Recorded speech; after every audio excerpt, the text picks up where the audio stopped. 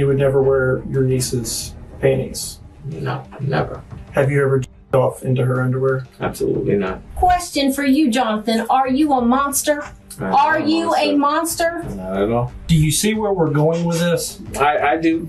I do. At the end of the day, there is no reason your DNA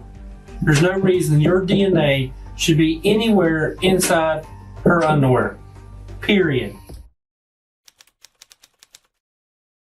This is 33-year-old Jonathan Keelis, and detectives would accuse him of being a monster for committing the most heinous crimes they had ever seen.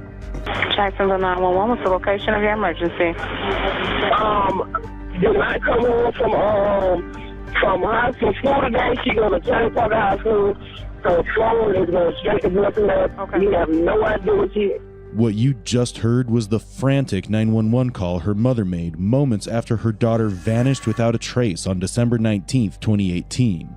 Most of this footage has never been seen before. You know, we literally had their kids, her kids, for summers. You know, summer at a time, and then, you know, weekends, all of them. And you know, it's just like if we knew where she was at, we would have been the first ones to grab her. Here lie the dismembered remains of 16-year-old, pregnant Iana Sawyer. And this is her uncle who put her there. How did a bright young girl who had just walked out of her school that day reach such a nightmarish fate? What you're about to discover will leave you breathless. The viciousness of this crime is beyond anything you could ever imagine. An unthinkably sadistic plot, which we will unravel before you very soon. So you guys, when was the last time you all saw her then? Last time they stayed the night over here, which was before, it was in November. Last week in November, we had all four of them over here. This footage was taken on the day police began their search, with Jonathan Keelis and his wife, Naomi Mobley, present. At first glance, he seems like any other concerned individual in the face of a tragic situation. When Kimberly first reported her daughter missing, the police were quick to label it a case of a teenage runaway. But as the days passed without any sign of Iana, their concern deepened, and the investigation took a darker turn. Their focus soon shifted to Keelis, a man who claimed to be as distraught as the rest of the family. You'll soon discover that the truth about Keelis and the missing pregnant teen was far more terrifying than anyone could have imagined. It would go down in history as one of the most depraved crimes against a young girl. Jonathan, I met you at your house before we talked to Detective Abbott. Yes, sir. I don't know if you met No, I have not. Detective Miller. Likewise. There's been a lot happened. We need to talk about, okay? Yeah.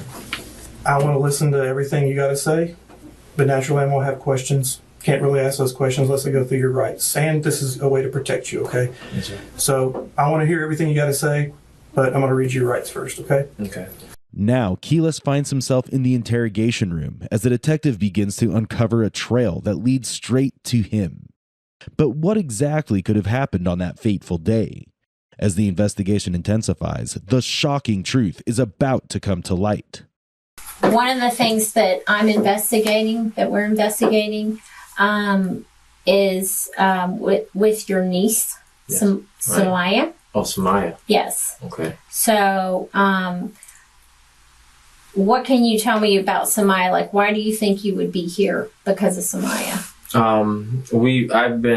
I've been accused many times by the older siblings, the sisters and stuff, that I've been inappropriate with Ayana and Maya. And how would they think what would they think is inappropriate? Well, let's say this: the first time that it was brought to anybody's attention, they didn't hear it directly from them. I heard it from like a sister, Margie, and she mentioned that that they think that I was the reason that Yana was turned out because she got caught in, having sex with a guy that was over 21 across the street. So, but prior to this, we've had complications in the family. they will pick on my wife. My wife has a little bit of she needs medication to kind of stay level. Okay. But once my wife was almost having to get admitted into the hospital, I had it with them. I'm telling you, I could be under a truck, fixing on the truck, and I'll drop what I'm doing to come and help them move or wherever the case may be. So with seeing my wife deteriorating the way she was, I couldn't deal with it no more. So I sent the mass text out to every last one of the sisters and said, listen, you guys got my wife. You have been picking on my wife all this year time. I've been staying out of it because this is a sister matter type of deal. I can't do it no more. I'm done with it. I don't want to hear none of your drama. You leave your stuff out there on the side of the road, wherever you're going to be. You know what I'm saying? I'm not going to come and help you. I'm not going to do nothing. You've just been nothing but drama in my life and in my wife's life. I'm keeping my distance from you guys. From that point on, this is about, I'm horrible with dates. I'm horrible with times. I want to say about a year, maybe a little bit more than a year ago. Okay. And, from that point on, it's been just rocky roads with me and the sisters. Jametta started. I think Jonathan has been inappropriate with Maya and Yana. Mm-hmm. Now they question them girls separately, together, and it's been he's never been inappropriate with me. And it's I don't have nothing to hide. I got kids older than them. Jonathan was an uncle to the Sawyer siblings by marriage, a man who claimed to love them as if they were his own children. But behind this facade of a caring family member lurked his evil motives. This same uncle preyed on the very children he was supposed to protect. Iana and her younger sister Samaya Sawyer were not just his nieces, they were his victims. However, not everyone was fooled by Jonathan's act. Their aunt, Jametta, harbored her own suspicions. She was the first to point the finger of doubt at him, sensing something was terribly wrong beneath the surface.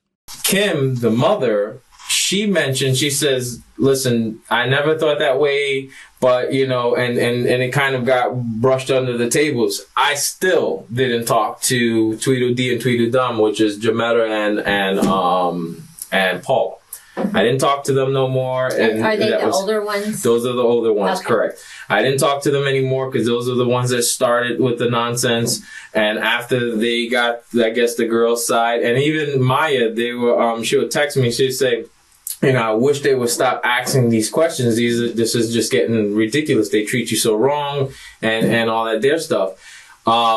Once that passed and that blew over, everything was good. They're staying the night, weeks on end at the house. We're going fishing together. We're doing, we're doing pretty much everything. Right. And then from that point, and this was this past year. This was 2018. 18, maybe 17 into 18. Okay. Then after that, Yana got caught with, I guess she was late picking up her brother, and her brother squilled on her or whatnot and stated that she was with some boy or whatnot. They went through her phone, found out that she was having a sexual relationship with a boy that she said that was 17, and turned out that he was 21 across the street. And then that turned into, the reason Yana was doing that was because I had to turn her out, whatnot. So when you say turned her out, I'm sorry. Meaning that I had to introduce her to sex. So you had full sex. That's what they're saying. Pretty much that I had initiated her learning about sex, and this is the reason why she was running around. Yeah. And then after that situation happened, Kim also was like, well, the first time she says, nope, our relationship was just gotten better. I'm not trying to ruin that because, we always help Kim, because she has 4 children. Mm-hmm. She's like almost on a minimum wage salary. Her lights always getting cut off. We always help them feed the kids, take them when she needed a break and stuff like that. Mm-hmm. So she supposedly was on the wall with it, like, oh, whoa, hold on. But then again, as you know, time passed, my wife made me aware. She never stopped them from, questioning them and stuff like that. But anyway, after that situation happened, they questioned her again, and they questioned both of them again. Did Uncle John ever get, fresh with you guys or come out of character or anything like that with you guys? And boom, again, nope. And Yana was saying nope. When was that? This is the thing. That was definitely in 2018. Okay. I'm not too sure. I would say towards the middle okay. year, like maybe June, beginning July, to the middle, summer. something like that. Yeah. So they questioned the second time, and the girl said no. Said no, nothing ever. He's never been appropriate. He's only been a father figure to us. Mm-hmm. Now, their real father is just pretty much he's there, but he's not there type of deal. So notice how Jonathan exhibits the classic traits of a predator. A textbook predator often targets children who lack a strong adult presence in their lives, just as Jonathan did with Iana and Samaya. When the girls were questioned about their uncle's behavior, both denied any inappropriate conduct, likely out of fear. The incident Jonathan cites where Iana's brother found out about a guy she was seeing is only a fragment of the larger, more disturbing truth. As the interrogation unfolds, you'll see Jonathan revealing details that paint a different picture. He casually mentions how Iana texted him and even discusses the relationship he had with her. What he reveals next will leave the interrogators stunned and speechless. So you're doing all these things with the girls. no, with all of them. Right, with the kids. All of the kids. But then they're accusing you of messing with the girls. Correct. Yeah, and this is they came out with that. They started like real heavy with it when Yana went with that boy across the street and doing all that. That's when it started like really thick. And then give me an example of things they think were inappropriate. Well, I would just say what they were saying, and again, this is not something that they came directly to talk to me about, because had they did, I would have whipped out my phone and say, hey, look, no, this is what we talk about every day. And the majority of it. So you talk to them on the phone? Yeah, I talk to them. Talk to them, what do you... So what, did you use Facebook? No. Instagram, Yana Snapchat. Yana showed me about Snapchat. Okay. I didn't know nothing about Snapchat. I didn't even know what the hell. I know. That's their language. So, that's what she showed me how to do. And then something about score streaks. So you send pictures in the morning and then in the afternoon or whatever, as much pictures as you can send. Like selfies or whatever, or even the sky, whatever. Right. You get like a certain score streaks or whatever. I still don't understand that too well. But that's what we normally communicated through. Right. And the reason why is because, it kind of sounds like incriminating now, but it's because the message is delete. And there's a lot of things that they come tell me about their moms and that, about just their everyday struggles being in home, because they never wanted to be home. And that was just something that they didn't want their mom, because it's happened before, and I'm pretty sure that's how it happened with the guy across the street, that she went through her text messages and saw all this here stuff that they were talking about. And also prior to that, she had was talking to one of her friends about their living situation, and her mom just went smack the hell off on her, Which one? Who did she go off on? Yana. Ayana was Ayana. Ayana, yes. Ayana was her mom at one point in time had a real tight relationship. Right. And then where that changed, I cannot put my finger on it, but it changed. And she got this sense that, mom doesn't care about us. And that's both the girls that used to, do that. Is mainly she doesn't care about us. All she cares about, Mr. Darius and is that her boyfriend? That's her boyfriend. Yeah. Mr. Darius and whatever they say about or whatnot. Yeah. So the ants are accusing you of this kind of stuff, and you're telling me that Ayana and Samaya, correct, both said no. Correct. That's right. They said nope. That never happened. That he's never been inappropriate with me or anything like that. This troubling detail is a glaring red flag. Why is a 33-year-old man engaging with a 16-year-old on Snapchat where messages get deleted after a certain time frame? And why is this their sole means of communication? What kinds of pictures and messages are they exchanging in secret? In the next clip, the detective drops a bombshell that will make Jonathan's blood run cold. They've uncovered the horrifying secret he's been desperately trying to hide.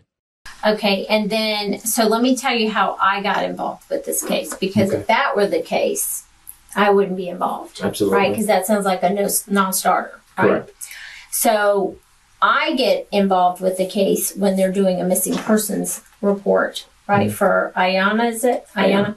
And so while doing that, they were looking on her computer. Correct. And so they're finding stuff on the computer that she's authoring that's implying a sexual relationship with you.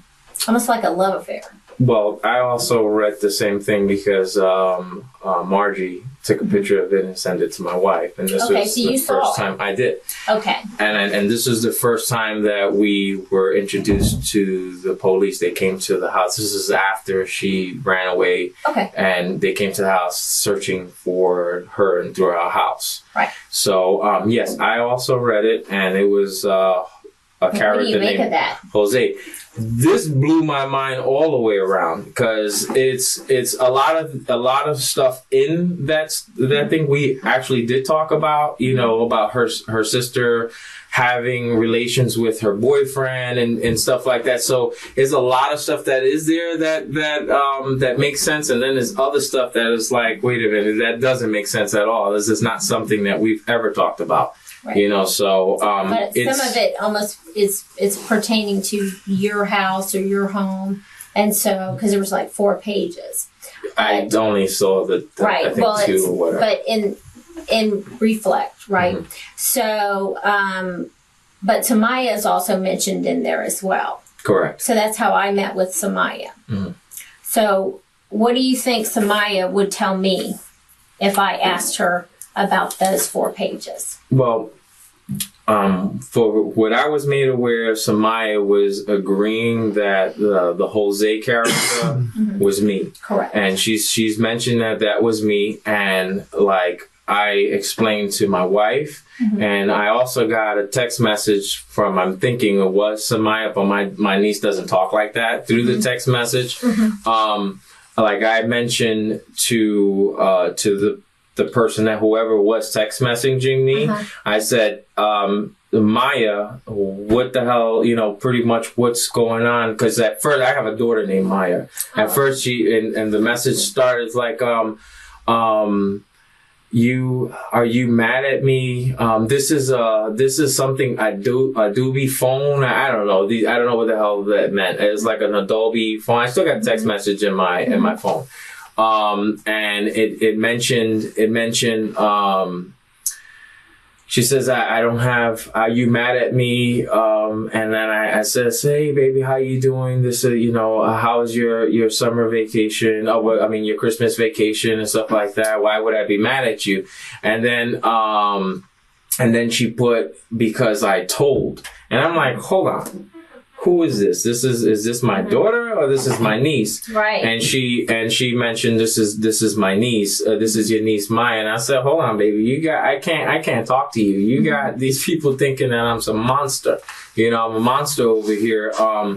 I hope I told them, because this is what I also told the police. I told the police that that they most likely forced her to say whatever they're wanting her to say, because who's forcing her? Her mom. I have my nephew and her used to date.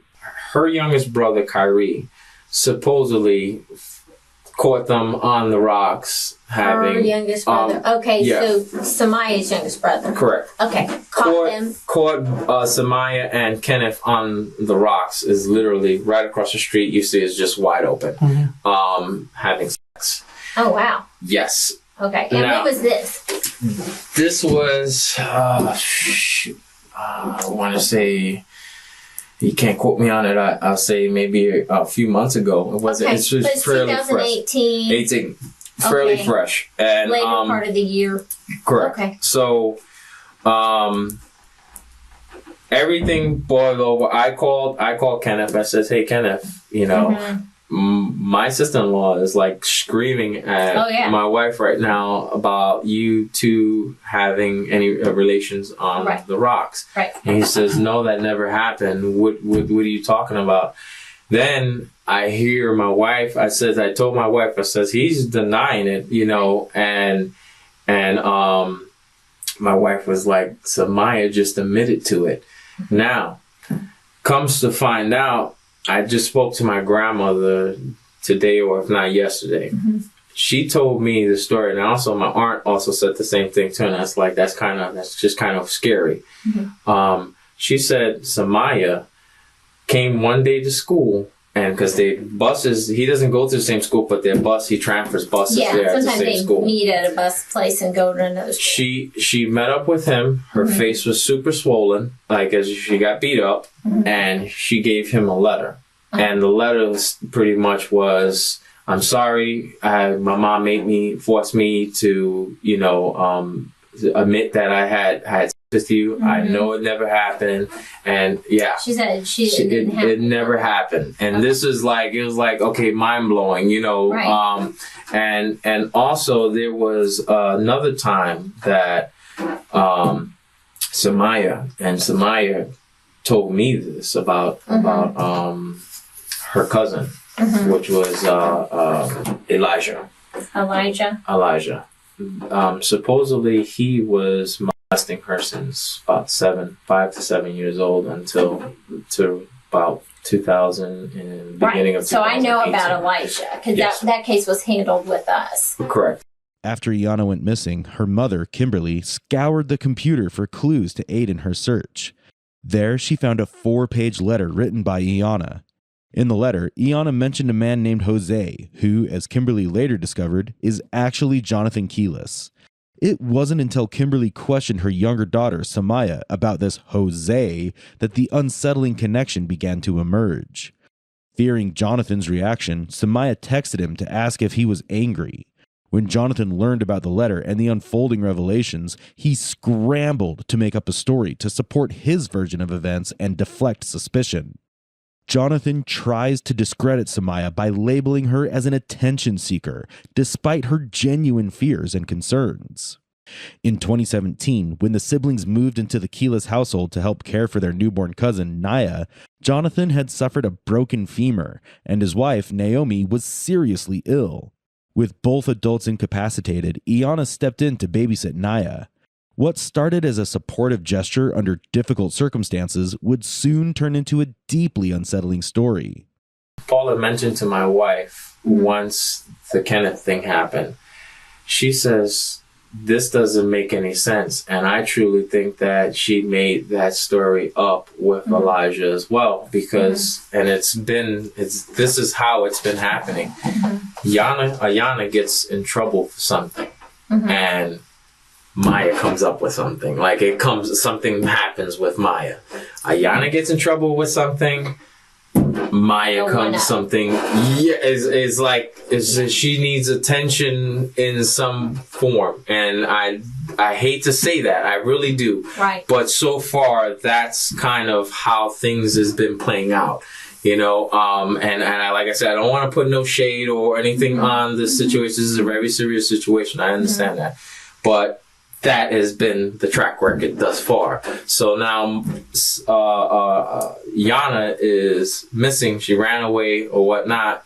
Now here I am sitting in the hot seat because Maya is mentioning me as that I was, you know, I'm Mr. Jose.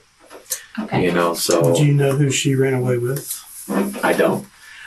Now, my wife asked me, when was the last time we had conversations with Iyanna? And I think she gave you a date. And this is I guess, yeah. So, you know, that's the only time I've known her to leave. And this is because we heard it through, the sisters, that she didn't show up after school or whatnot.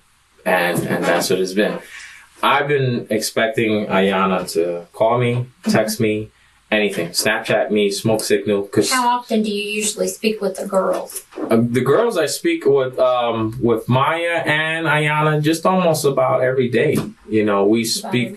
Yeah, just about every day. We spoke. What's your Snapchat name? My name. Yeah, we speak just about all the time. And Jonathan Jonathan J. Quillers, I think it is. And we speak all the time. Now, like I mentioned before, they weren't happy. We even was setting up for them to live with us. Mm-hmm. They were actually entertaining the dining room. We were going to close it off, put a TV in, try to get mom to be okay with it. And her only objectives was, I'm claiming taxes on them, type of deal. Mm-hmm. So it's been a pattern that just keeps on going with Kim. I'm not saying that she's a bad mother. She's very young. You know what I'm saying? I'm just saying that these girls need attention, and the attention wasn't there. So we were just trying to pull them into our life, to kind of keep them with us and have them, You know why Samaya would tell me that you had sex with her? I have no idea. No. You don't? No. Okay. Not at all. Because she's saying that you had sex with her and that she did not want to have sex with you. That is absolutely absurd. No. Okay.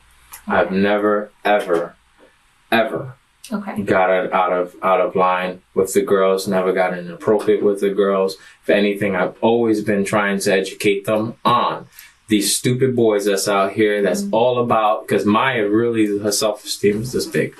Right. And if you know anything about younger girls and self-esteem, you will see exactly what I'm talking about. Mm-hmm. Every time I tell her how pretty, how beautiful she is, I let her know that, listen, you keep your head strong. And the same thing when she came out about Elijah situation, because she told me, you know what I'm saying? It's, the guy that's supposedly having inappropriate, contact with her, she was the one that confided to me, you know what I'm saying? And I coached her to expressing this to mom, telling them about it and stuff like that.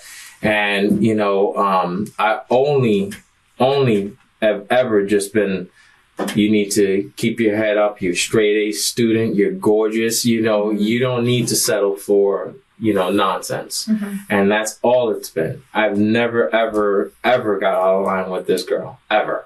Question for you, Jonathan. Are you a monster? Are you a monster? Not at all. Look at her face. I could look at her face. They need closure. I'm not a monster. I had nothing to do with her disappearance. I had nothing to do with her disappearance at all. So the whole family's off. Samaya's a liar. Your brother who loves you is just crazy. Right? Everyone's just circling Jonathan. The last I spoke with my brother, he was all bent out of shape, and he was just like, yeah, I can't believe, I'm disappointed in you and all that there stuff. And I'm like, hold on, bro. You got this all twisted. I didn't do nothing. I have no idea what the hell happened with this young lady, any of that. So then how did he have all those details? I don't know how he had all those details. I'm sorry. I don't know how he had any of those details. You told him. No. You know you did. I did not. Even after learning that his brother has confessed everything to the police, Jonathan stubbornly refuses to utter a word. In a foolish display, he continues to act confident, thinking he can outwit detectives and the truth and get what he wants. This is my partner, Detective Guthrie. We're almost done. All right, just bear with me. I just want to run through this timeline one more time, just so I can make sure I've got all my facts straight. Okay, because I talked to you, I took some notes, but I don't want to inaccurately document this. Okay, we've looked up everything. Yeah. Okay. We've done our research. When I say we turned over every stone, we have turned over every stone. and we wouldn't call you in here, and we wouldn't talk to you, and we wouldn't give you the benefit of the doubt to tell us the truth if we hadn't turned over every stone. We're not fucking around. We're not lying to you. This isn't TV. We don't make shit up. Okay? Tell us. Tell us. I don't have anything to tell you guys. I don't. I don't have anything to tell you guys. No, I know, like I told you guys before, I know you guys got a job to do. And I understand. I understand my situation is looking crazy. I get that. But, like, when your facts come back, all of it is going to point in different ways. It's not going to point to me. Which facts? Who do you think it's going to point to? I have no idea. I have no idea. I'm talking about what we have at hand. You guys are homicide detectives. We're talking about my niece being gone. That has nothing to do with me at all. I think it has everything to do with you. Slowly but surely, every fact has come back to you. When we came out to your house on the 30th, we asked you for DNA because we wanted to test it against that kit she had in March. Okay, those things take forever to test. We put a rush on it. Okay? We tested it against yours. And the dude across the street. Came back to both of you. His and yours. There's no way, man. I'm telling you. There's no way. I'm not bullshitting you, man. I feel kind of bullshitted, bro, because there is no way that DNA would come back to me. Period. How did it get there? I have no idea. Did you? I have no idea at all. I've never had any sexual contact with any of these girls. I never got ever inappropriate with them. And I mean, it's one time that I called Samaya a hoe. It was like, whatever, and that was it. And she flipped the hell out. That was the only time that I've ever called any of them out of their name, let alone be inappropriate with them. So when I'm telling you, you saying the DNA came back with me and him, that is just way hell no. I'm going to ask you a few. Criminals like Jonathan often find themselves torn between the weight of their guilt and the fear of facing justice. In the safety of a close relationship, they may feel more in control, believing that a family member's loyalty will shield them from the full force of the law. Questions, and these may sound very bizarre and out of left field. Okay, so don't be offended by this. Have you ever worn her underwear? No. Have you ever jerked off into her underwear? Absolutely not. Okay. Your wife, she's a lot taller than her. She weighs a lot more. I'm not saying she's overweight, but she's pregnant. Yeah. Does your wife and her share underwear? No. No, my wife would never wear, And you would never wear your niece's panties? No, never. Okay. Would they even fit? I couldn't tell you. She's real skinny, so Okay. the last I checked that. Do you see where we're going with this? I do. At the end of the day, there is no reason your DNA, you're the only person that can have your DNA. There's no reason your DNA should be anywhere inside her underwear. Period. Do you know what dropout is? No. It's where you have semen inside a woman's vagina and gravity kind of drops out. Sometimes even if you use a condom, you take it off and it still comes in there, okay? Sometimes it's on your fingers, but it's called dropout. Ends of the underwear. It's there. Yeah, I get it, but it's not mine, man. It is yours. That's the problem. The reality is the fact that you're going to deny it. Because it's the truth. It's not the truth. Yeah, man. So and it's not even just regular DNA. It's not like I just touched him and my DNA's on there. It is DNA from you that's on her underwear. And you just told me there's no possible way, with the questions he asked you, that your DNA should be inside of her underwear. Period. 100%. 100%. Well, guess what it is? And I'm serious, honest to God. God is my witness. I will come in here, put a Bible on this table, and put my hand and swear. The fact is, your DNA is inside her underwear. This is your opportunity to get on the front side of this as opposed to the back side of this. Explain what went wrong, explain what happens, and we can work through it. Dude, I have nothing to explain. There's nothing that went wrong. It's nothing there done. And out of the blue, your brother's just going to call us up and tell us his story. What the is going on with my brother, dude? I don't. And I don't. Well, we're going through and we're checking off boxes. All right. DNA. Check. Got it. Confirms what we didn't know, but it confirms it. All right. I'm done with it. Let's go. Huh? So you guys charging me? No, you're getting charged with a case. What case is that? A sex case. We'll let you know in just a second. Jonathan, is there anything else you'd like to say? There's nothing else I'd like to say. In a shocking confession, Jonathan admitted to killing Iana, claiming he had no other choice but to end her life. These incriminating statements were later presented as crucial testimonies in court, adding another layer to the trove of evidence against him. On September 21st, the jury reached the verdict after less than 1 hour of deliberation. Jonathan was found guilty on 2 counts of first-degree murder and sexual battery. On October 2nd, 2023, he was sentenced to 3 consecutive life sentences. He will also be designated as a sexual predator. Iana's story serves as a stark reminder of the hidden dangers that can lurk beneath familiar faces.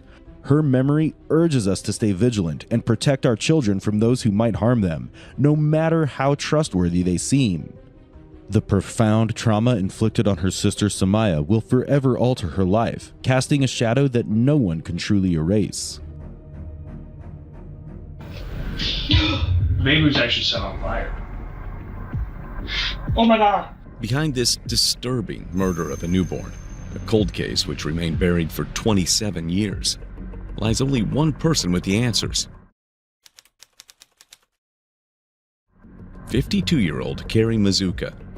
But little do the detectives know that they are about to confront an extremely heartless woman, desperately holding on to the last remaining strands of her lies. Why baby? I didn't, baby. Who did? I don't know who did. The doctor who did the autopsy says your version's bull. Beneath the calm denial of this mother of 2 lies a story soaked in cruelty, so disturbing that even seasoned detectives would be left speechless. The tragedy started on the morning of September 7th, 1997, when 2 city workers in Albany, New York were performing routine maintenance in Washington Park. Near the base of the Moses statue, they discovered a blue pillowcase that appeared to be partially burned, but what they found inside would leave them stunned. It was the body of a lifeless baby boy, later named Moses. However, at the time, there were no leads or witnesses, and unfortunately, the identity of the parents remained unknown. However, nearly 23 years later, in 2020, the Albany Police Department, along with the Cold Case Analysis Center at the College of St. Rose, used modern forensic technology to reanalyze the evidence from the case. After 2 years of analysis, in 2022, the lab Othram Inc. successfully managed to create a full DNA profile from preserved evidence. That profile was submitted to the FBI's forensic genealogy team, which matched it to a relative of the baby. It was through that lead that investigators identified Carrie S. Mazuka, who had been living just 5 blocks from the original crime scene. And what awaited was a shocking and roller coaster interrogation where a 27-year-old mystery finally began to crack open. So the reason we need you to help us out here is we're looking into something that happened quite a few years ago, okay? Back in 1997. So some remains were found in Washington Park, okay? And, you know, it's been a long time since it happened. We've been kind of working on it here and there. And we've been deploying a new investigative technique, right? Do you watch, like, any of this stuff on the news, like genealogy stuff? No.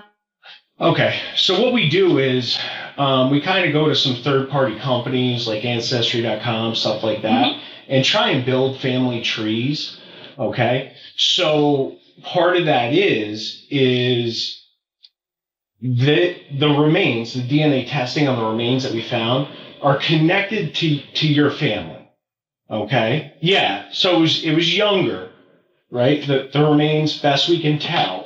And we honestly don't know really what happened. It's just one of those things that they're trying to get us to figure out and use this new, it's crazy, right? So let me ask you this. Do you know of anyone in your family that you guys could never find or anything like that? No, I mean, I'm not close with my family, but no. Okay. Actually, I should have started. Part of this is we're building out that family tree, right? Right. Like, because certain things aren't filled. Like, you know, are you on Ancestry.com? No. Right. So that's the problem, right? So there's huge gaps. So it could show, like, Carrie Spielman, right? Her, you know, great aunt gave DNA because she's an ancestry buff.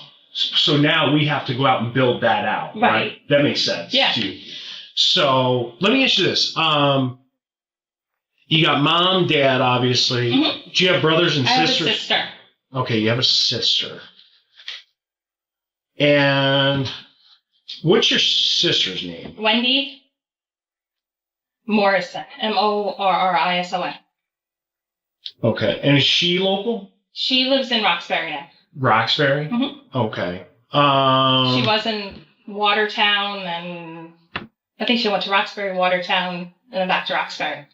DNA genealogy might not directly point towards one person, but with enough DNA samples from the family members, it can be clarified who the mother is. The detectives here are keeping their cards close to their chest with Carrie to see her responses by asking her about her sister, Wendy. Carrie is unaware that right before the interrogation, detectives already conducted what's known as a trash pull, and they collected discarded items from outside Carrie's residence in Albany. And from that trash, a profile was created that clearly matched the baby, making it evident that Carrie is the mother. However, what they need is a clear story of what happened, and with every question, they are about to close in on the truth. Actually, I didn't even ask you.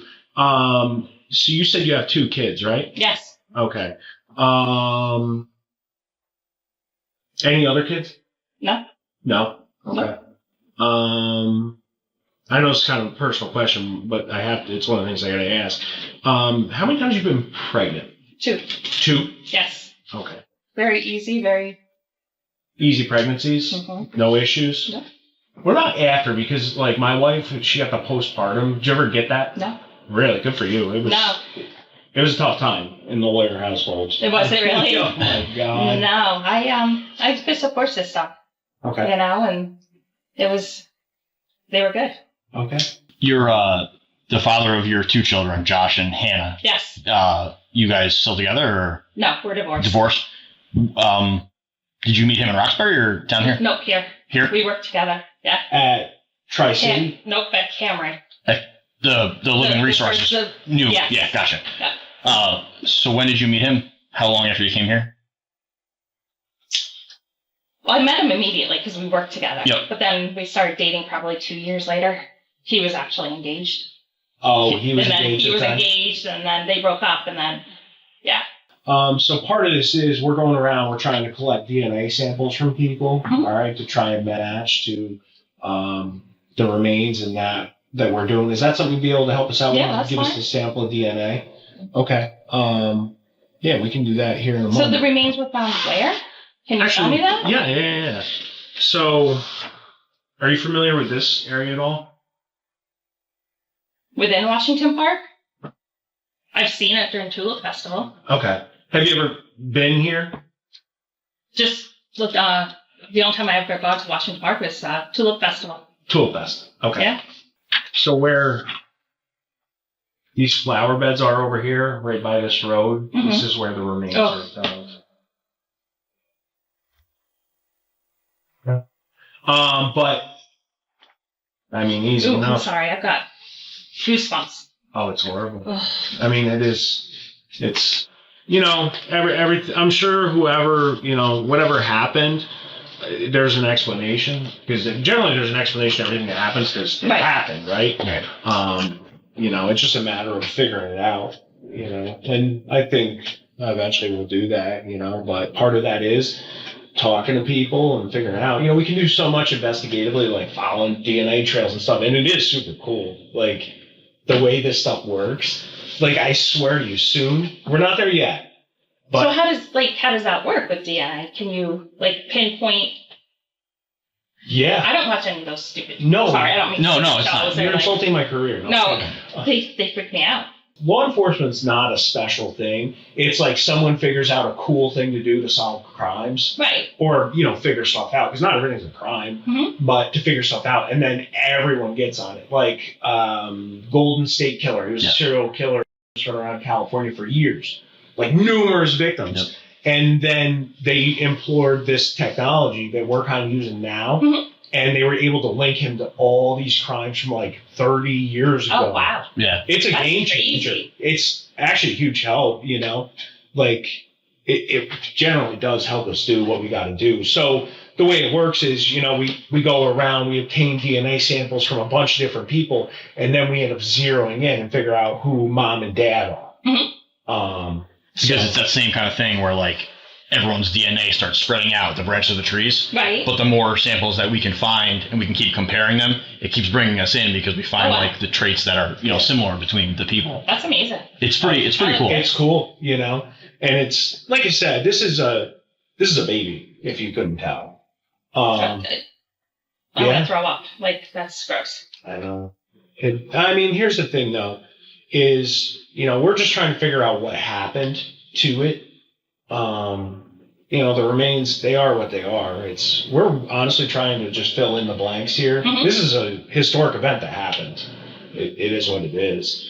No one's changing that now. We're just trying to get some answers and figure out exactly what occurred. You know, whoever, you know, the mother and father have their reasons for whatever they did. I'm not saying it's right. Right. But, you know, you never know what kind of headspace someone's in. Like, you could look at me and I could appear put together, but I'm a mess in my personal life, you know? Carrie plays the part, nodding along, pretending to be impressed by the wonders of modern DNA, as if she's a curious bystander.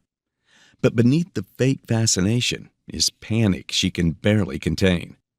Because no matter how amazed she pretends to be, science isn't here to entertain. It's here to expose her. And her innocent facade that she had been wearing for years was about to finally crumble. So part of the thing is, you know, we're asking people as we're going through. So this is a very newborn baby that gets found. Mm-hmm. And we're trying to hash that out as to exactly what happened to it. And we're just getting people's perspective. Right. Like, I mean, these remains, they get found in Washington Park. I mean, in your mind, what would cause someone to leave a baby in a place? Anything you could think of? No. Because they have all those, like, hospitals, safe places. Yeah, like a safe haven to leave kids. Yeah, I mean, that's what we're trying to wrap our head around. No idea. I mean, so there's some aggravating factors with this as well. I think especially, like, how? Right. I mean, that's what we're trying to wrap our heads around and get from people. I mean, this happened, and I think within short order, we're going to be able to figure out definitely who mom is, you know, and then we'll work through who dad is, and, you know, we got to collect all these DNA samples and go from there. But, you know, the thing about this is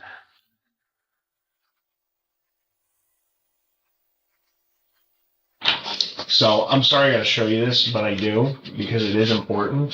Okay. The baby was actually set on fire. Oh my god. Yeah. Yeah, so not only was it abandoned, but... Oh my god. Yeah. So we're trying to figure out exactly what happened to this baby. Oh. Yeah. Oh. Because here's the thing, right? Is it could be a couple different things here.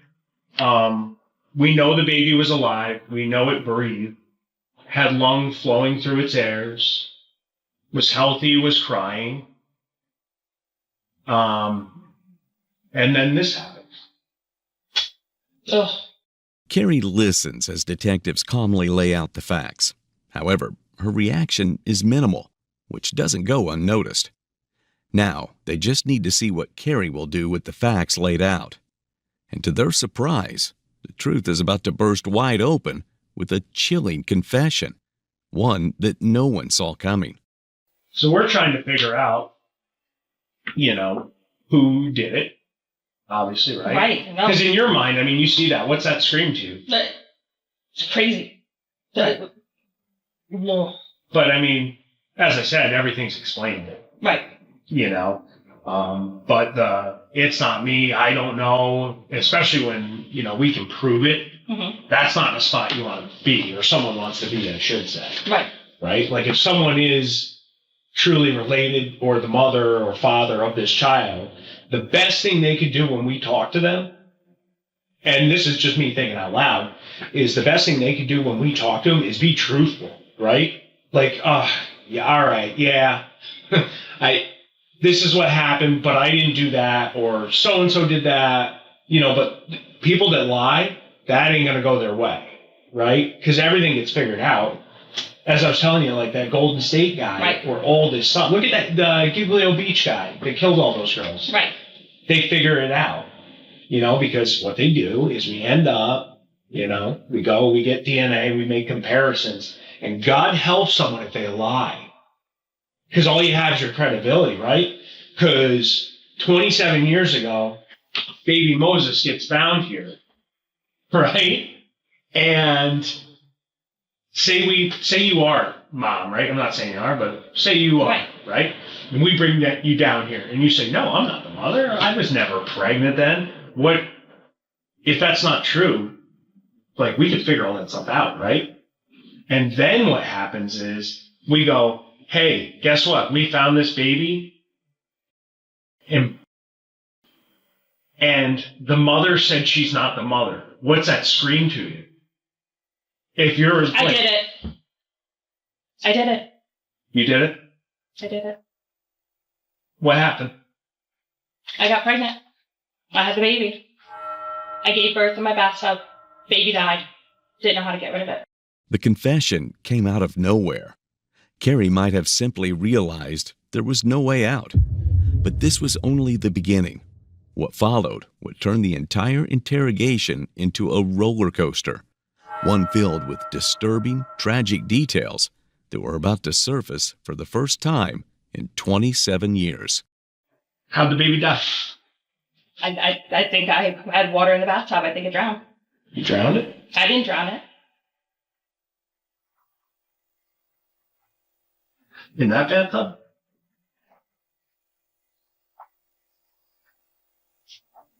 Yes. Inside that apartment? Right there? Yes. Why'd you the baby? I didn't baby. Who did? I don't know who did. Who'd you give the baby to? I had the baby by myself. I went down to the park. I handed it to somebody. Who'd you hand it to? I don't know. Some random person. Carrie, that doesn't. I swear to God. You did not hand this baby to a random person. That didn't happen. I didn't know what to do. I set the baby on fire. Was it screaming? No, it was dead. It was dead. So, what did you put the baby in? A towel. A towel? Because the doctor who did the autopsy says your version's bull. I put it in it. No, what I'm saying is this baby was breathing for minutes. This baby was alive. I had it in the. I did. That doesn't lie. This is 27 years ago. Let's clean this up. Let's be done with this here and now. That baby died, not of natural causes. I didn't kill the baby that I'm aware of. I had it in the bathtub. It didn't drown. There's no water in the lungs. That didn't happen. It's not of natural causes. There's no trauma, so that leaves one thing. And you know what that one thing is? Suffocation? This woman killed her own newborn, set the body on fire, and hid the truth for 27 years. And now, as the truth resurfaces, there's still no sign of remorse. She puts her lies over her confession like a cherry on top of a sundae. But this is where her lies are about to crumble. Here's the thing. I get it. You're all alone in 1997. You probably moved here because you're pregnant and you were trying to hide it. I did not. I moved here for a job. Moved here for a job. I didn't know I was pregnant until after I moved here. Fair enough. And listen, I'm not disagreeing with that. It's probably true. That is the truth. But we know definitively that this child breathed. We know it was taking breath in its little lungs. All right? If you freaked out and did this, that's fine. We need to know. Hello? Yes. Yes, what? The child. With what? I put it in the bag. Put it in a bag? Did you cover his mouth? His nose? I don't remember. I don't remember that part. I may have. I don't know that I put it in a bag, though. Okay, let's talk about this. Did you hear the baby cry and screaming? I did not. You didn't hear the baby cry? No, I swear. That I remember. I do not remember hearing the baby cry. We put him in a bag. And we know he's alive. We definitely know that from the doctor. You know? Because an autopsy was completed on the baby. And that's how we know the baby didn't drown. So that's what we need to figure out. And we honestly want to know because there's, the one thing I've consistently said about this whole thing is I have more questions than I have answers. And I hate being in that spot, Yeah. So we're trying to figure that out and we need to flush that out so we can all move forward. This is a long, long time ago. You know what I mean? So you have the baby in the tub. It doesn't drown. No. Okay. I did have it in the tub. I don't remember covering its mouth and nose. Did I? Maybe. I do remember putting it in the bag. I don't remember hearing it cry. What kind of bag? I think like a Walmart type. Like a plastic bag? Like a plastic bag. Okay. And then, how'd you get down to Washington Park? Drove. You drove? And you're by yourself? Yeah. 1,000%. The detectives had their confession. But with Carrie, another lie is never too far behind. So they need to get the whole story straightened out. And while the core of the confession is over, the gruesomeness of the story isn't. And what follows would take the case to an entirely new level of horror. Did you ever go see a doctor about being pregnant? No. So nobody knew? No. It was just, you found out and kind of kept it to yourself? Mm-hmm. Like I said, I gave birth in the bathtub. And then you go to Washington Park. At any point, did you see when you're on your way down there, did you see any police stations? Did you see any hospitals? Did you see any? No, no. You just want to get rid of the baby. How did you figure out to set it on fire? I don't know. I don't. Do you remember if you used matches or a lighter? I think matches on the lighter. Matches. I think. Why? I don't. So I got to ask you the natural thing because based on the way the baby's found,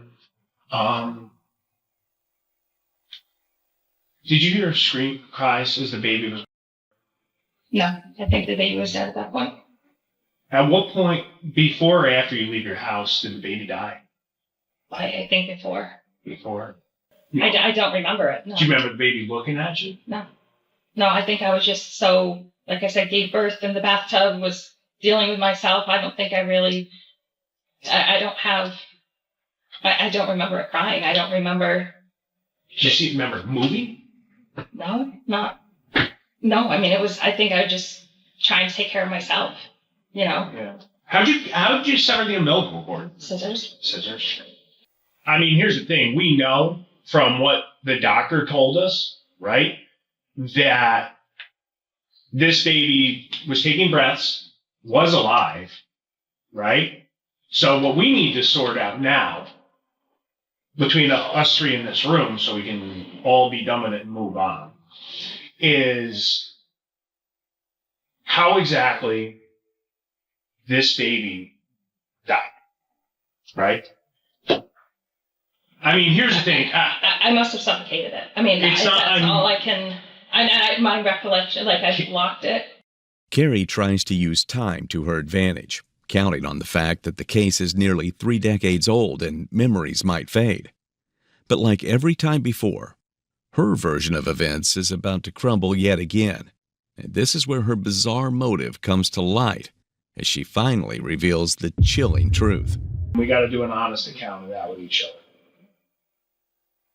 Not I think, because this is something you don't forget. You probably haven't thought about it in a long time, but it's definitely something you don't forget. I put my hands over its mouth and nose. Are you sure? Yeah. And then you press down? Yeah. I think. No, not I think. It's either did or didn't. And I'm not pressuring you to say something, but I need a definitive answer here. Yes. Yes, what? I pressed down. Did the baby stop crying when you did that? Again, I don't remember the baby crying, but it must have.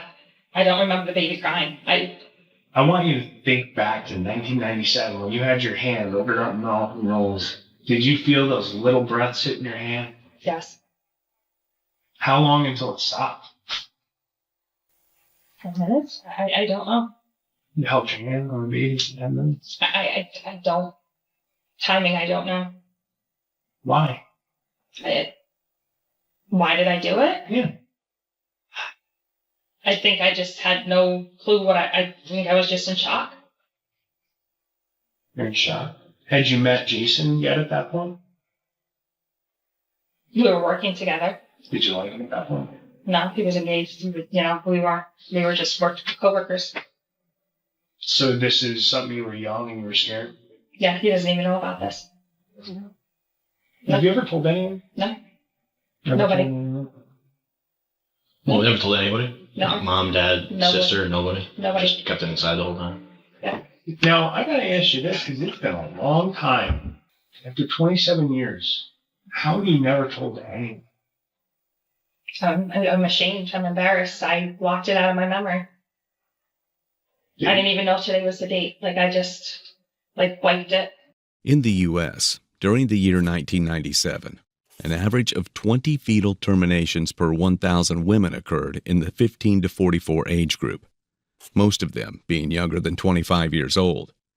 And Carrie was 25 when she became pregnant with baby Moses, old enough to understand her options. But instead of seeking help or even informing the father, she made a fatal decision. At 25 and already working at a respected real estate firm, Carrie wasn't some confused teenager. She was a grown adult, making grown decisions that have consequences. Unfortunately, one of those decisions was murder. And by the time anyone learned the truth, the damage wasn't just done. It had been neatly wrapped and buried for nearly 3 decades.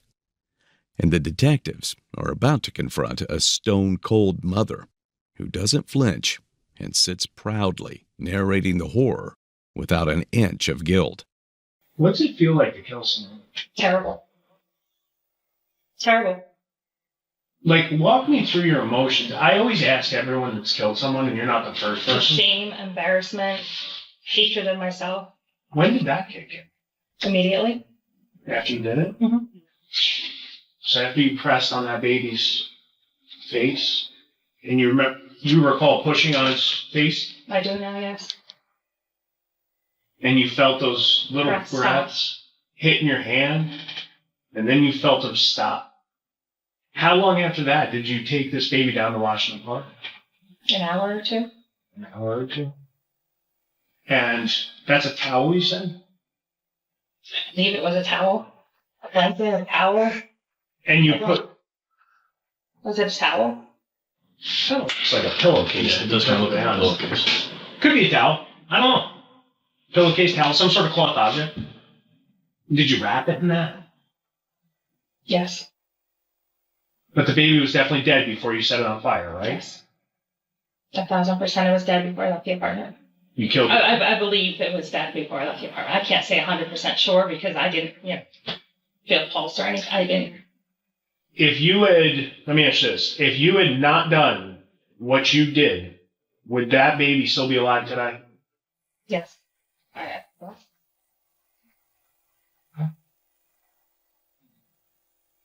Anything we didn't ask you?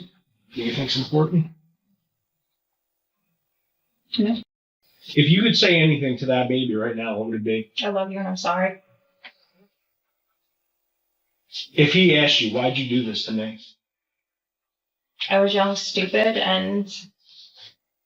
It's if I could show you the panorama one, went all the way around. Did you ever go back to the park? No, never. No, I mean, I've gone for like the Tulip Fest or something like that. But events, but not. No. Did you ever go, when you went for Tulip Fest, did you ever go to this area? No. I mean, just walking around with friends or whatever, but I just, like I said, I blocked it out. Her words feel hollow, and the absence of remorse is chilling. The detective tries to bring emotion into the conversation, hoping to break through. But Carrie remains cold and detached. And yet, the disturbing story is still not over. What remains is the details of the traumatic delivery. As you recall, the evening hours you started feeling cramping, and you believed that was you about to give birth. Mm-hmm. You got a pair of scissors. You went into the bathtub where you ran warm water, I would assume? Yeah. Where you ran warm water. And then you delivered the baby. You pulled the baby out. You cut the umbilical cord. Cut it with your right hand or your left hand? I'm right-handed. Right-handed, okay. You recall baby moving around. You don't recall if it was crying, but you know it was alive because it was moving. You put the baby down. Okay. You cut the umbilical cord. You take care of yourself. And then you placed your hand over the baby's nose and mouth and applied pressure until the baby stopped moving. Did you know you were going to kill it when you were doing that? Yes. I think yes. So you knew what you were doing, but you did, correct? Right. I knew what I was doing. I was young. I was stupid. I didn't, Okay. Yeah. So you intentionally kill this baby. Then, after about an hour, you go to Washington Park and set the baby on fire. And if that baby were alive today, you would say, I love you and I'm sorry. Yeah. Now that I'm older, wiser, have kids, and yeah. Yeah. You're young, stupid, and... Yeah. It's a long time ago, Carrie. A long time ago. Carrie, do you know who the father is? Where's he live? I have no idea. How'd you link up with him? We were in Roxbury together. Roxbury? He's old, much older than well, not much older, but he's older than I am. And like how much older? 5 years. I think he's married now, and I don't know if he has kids. And that was a consensual thing you guys had done together? It was consensual, yes. He has no idea. He didn't even know I was pregnant. Okay. But I'm saying you weren't or anything like that. No. Every word out of her mouth is disturbing. But ignorance or panic doesn't excuse the murder of a newborn. Sadly, Carrie isn't the only mother who's taken such a horrifying step. It's a grim reminder that the very person meant to protect a child can sometimes be the one who destroys them. And Carrie? She's about to prove she hasn't grown wiser with time, only older. You give me your word? Yes. Swear. Yeah, no, I don't care what anyone has done. I'm in a relationship. I'm happy. My kids. Yeah. So now, what now? I mean, we got to figure out what's what now. I mean, I want to honestly just take a second process everything we just talked about, and I'm sure you do too. Right. I mean, am I in trouble? Am I going to be arrested? I mean, I can't definitively say that. I honestly don't know. Like, you know, it's so long ago and there's so many variables. I'm more mainly concerned with, like, I don't care if people get arrested or not, as like just me as a cop. I never care about that. That's why I love investigations, because all I want to do is just figure out what happened. Right. Like, if you didn't kill this kid, great. If you did, yes, don't do that. No. You know? I mean, we got to figure it out. Give me a minute to process everything we just said here. Because it is a lot. I honestly don't know, Carrie. You know, what do you think should happen out of this? Personally, if it was years ago, I think I should be in trouble. It's 27 years later. I've got my life back in order. I don't know. Right. I mean, I did it. Did what? I killed a child. I killed a baby. Would you say you murdered it? I would have to say that's what I did. Yeah, at what point did you decide that's the burning was what you were going to do? I started to walk away. And then I was afraid that there might be evidence on the towel. So it wasn't the baby, it was... You were trying to get rid of the towel. The towel. Or the whatever, blanket, towel, whatever. Why not just take the towel? Stupid, young, not thinking, not... Because him and I have talked about this a lot. Like, I've really tried to get in your headspace from that time. Because I pride myself on being a pretty decent person. I just don't think at that point, and I was physically ill too. I kept passing out with the towel. I had wiped the baby off again. And then I think I was afraid my fingerprints or whatever would be on the towel. So I wasn't setting the baby on fire. I was setting the towel on fire. What a saint she is. She only meant to burn the evidence, not the baby. Carrie still seems to believe that somehow makes her look better. It's clear she hasn't changed one bit in 27 years. No remorse, no guilt. Just the same cold, self-serving mindset.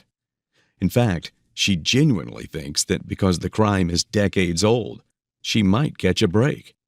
But she cannot be more wrong. I mean, it happened. I was stupid. I was dumb. I was young. I'm embarrassed. And honestly, I'm kind of glad it's over because somebody else knows at this point. You feel relieved? I do. In a way, yeah.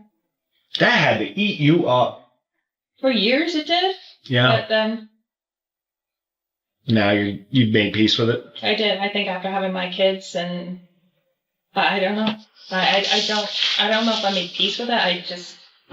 Learn to cope with it, I should say. Yes. Well, that's like any trauma, it doesn't matter if it's... 5 years, 20 years. Yeah, it doesn't matter if it's military service, first responder, car crash. I mean, I've had so much other crap in my life, my house robbed, my divorce, it's just... Yeah. Someone sees this as this baby set on fire, and they're like, what monster did that? But you lay out your logic of, no, I wasn't trying to hurt the baby, I was trying to destroy physical evidence, right? So honestly, explaining things like that and talking it out, things aren't always what they appear, right? I mean, is it a killing of a human being? Yes. Yeah, it's an intentional killing, but the heinous part of it, you offered an explanation, which, okay, fair enough. So as far as dealing with that and prepping people, if that's something you choose to do, go ahead. I'm not going to tell you what to do or how to live your life. Right. You got anything? Nope. Pretty good. I think we went over everything. Do you have any questions of me? I've asked you a lot of questions. No, I'm worried about my career and everything too, Yeah, rightfully so. You don't know. I mean, which is partially why I have to ask you, But that didn't mean it was over. Carrie Mazuka never went to a full trial. Instead, she chose to take a plea deal. After her eventual arrest in September 2024, she was indicted and scheduled to stand trial for second-degree murder, evidence tampering, and concealment of a human corpse. However, on February 13, 2025, just weeks before the case would proceed to trial in Albany County Court, she pled guilty to first-degree manslaughter and tampering with physical evidence as part of a deal with prosecutors. On April 18, 2025, she was finally sentenced to 25 years in state prison, with an additional 1 year and 4 months to 4 years for tampering. 911, what is your emergency? What is going on? Hello? My mom was a knife. Who has a knife? My sister. Quick! Oh my God! Quick now! On November 16, 2012, at approximately 1:15 a.m., 13-year-old Megan Zanella called 911 in a state of shock. She witnessed the horrifying scene of her foster sister, Sabrina Zunick, fatally stabbing her mother, Lisa Nofel. However, the story takes a shocking turn when Sabrina claims to have no memory of her actions. Recall coming out of the bedroom with a knife in your hand? No. Oh, you had a knife. You stabbed Lisa. I did. Yes, you did. Sabrina masks her guilt with a facade of innocence, but the detectives are on the brink of unraveling the family's dirtiest secret. As damning evidence surfaces, it leads them to the sinister mastermind behind the crime and reveals a motive more shocking than they could have imagined. Does he ever tell you, hey, you can't tell anybody about this? All the time. What did you say in response to that? I would never do that. Tell on him. Lisa put up just a miraculous fight for her life, a literal fight for her life. But there was just no stopping Sabrina. She was determined to kill Lisa, and she did. Sabrina, rather than fleeing the scene, remained there, having sustained several stab wounds herself during the attack. In a state of shock, she was taken to the hospital for treatment.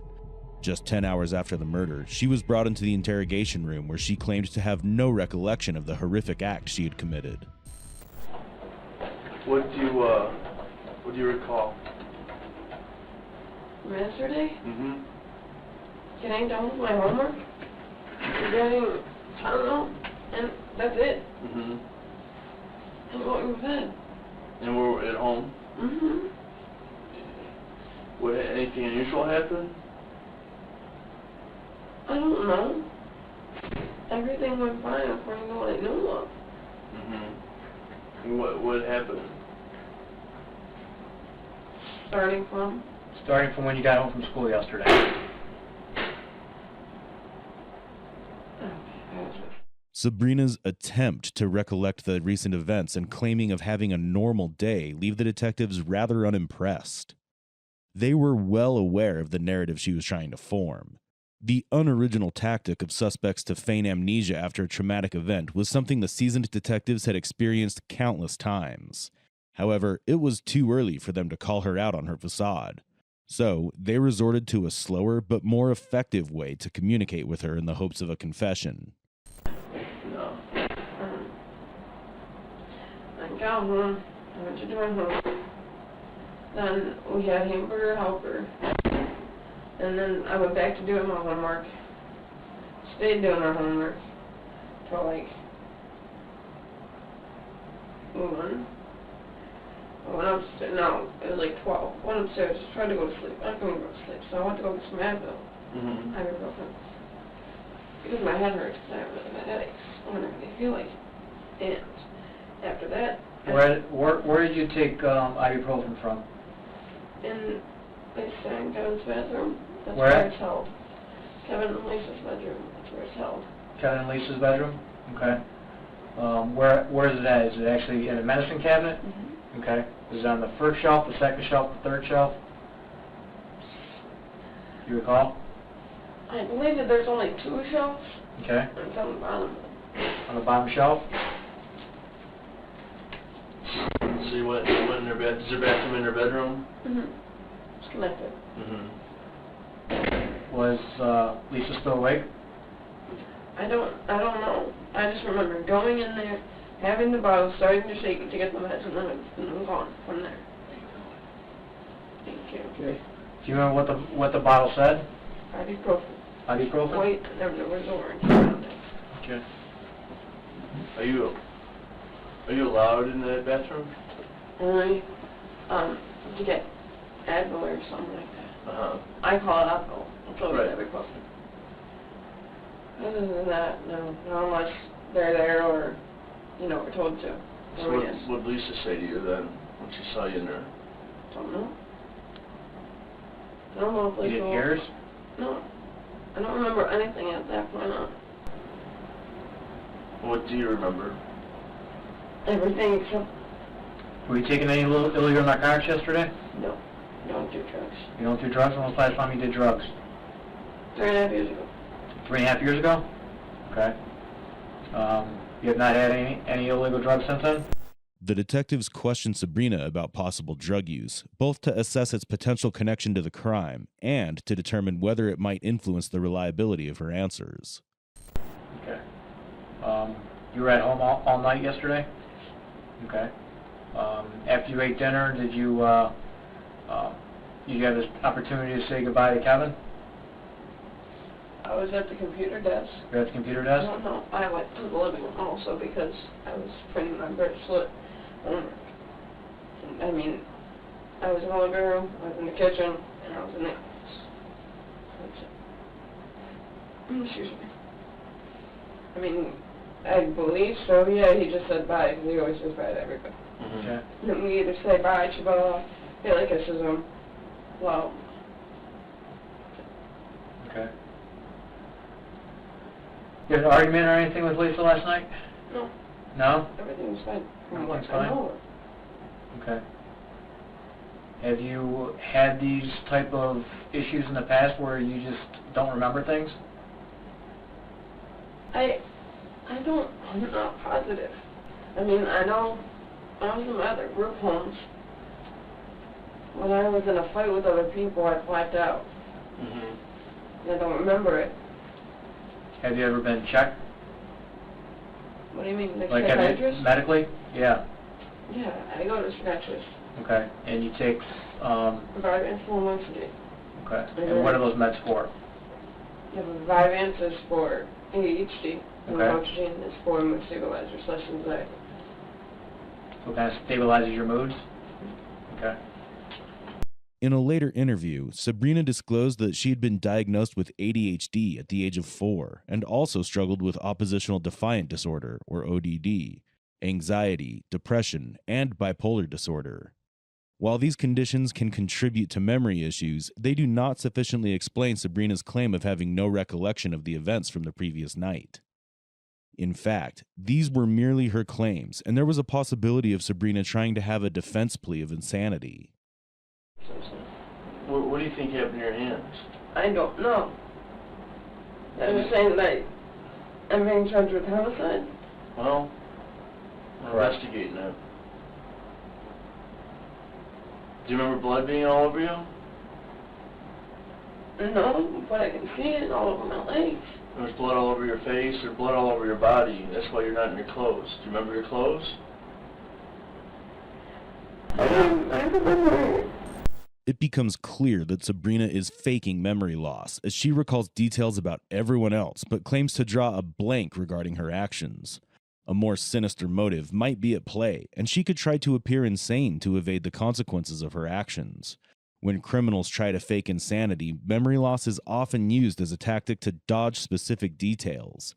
But what shocked the detectives was the motive behind the murder and the revelation of the mastermind who had planted the idea of insanity in Sabrina's mind. What happened to your hands? I mean, did you see when they were at the hospital what your hands looked like? No. You didn't see it? So you don't know what's wrong with your hands? They obviously been cut because they told me that. They were cut? It's cut pretty bad? 5 stitches. How many? 5. 5? In your, what, right hand? 2 and 1 and 3 in the other. I don't know which one is for. Okay. Did you see the stitches? Did you see what they did? No. You have no idea how that could have happened? No. Nothing? Lisa's death was violent, but she managed to inflict defensive wounds on Sabrina in the process. In pursuit of a breakthrough, the detectives inquire about Sabrina's foster father, Kevin Knofel. What they uncover goes beyond their expectations, exposing the family's darkest secret. How do you get along with Kevin? Kevin and me are cool. I mean, he's more the one that helps me out. Because this has Megan to deal with. Megan has mental instabilities herself. Okay. And so we made agreements a long time ago that if I need anything, that I could go to Kevin. And if it was major that she needed to be involved in, then he would ask, but not to be concerned about small things. Because it's already stressing her out because of her job, and Haley and Megan. Initially, Sabrina and Lisa shared a close bond, but that changed when Sabrina began to feel that Lisa favored her daughters over her. This belief is thought to have been instilled by Kevin, with whom Sabrina grew closer as her relationship with Lisa deteriorated. How about with Lisa? How do you get along with her? Me and Lisa have never been the best. I mean, I've never tried to hurt her, never had any thoughts of hurting her. Yeah, it's been emotional and mental abuse from her to me. She put her hands on me, not fighting, but restraining me so I wouldn't give an iPod to her. And I don't know. I don't know. She never seemed to like me, and she's been wanting me out of the house. By addressing the obvious issue directly, the detectives hope it would help jog her memory and get her into revealing more details. What's your thoughts on how Lisa is not alive now? What? What is your thoughts on that she is not alive? Maybe you didn't understand. That's what we're talking to you about. You said that. You should have told me I did it. Yes.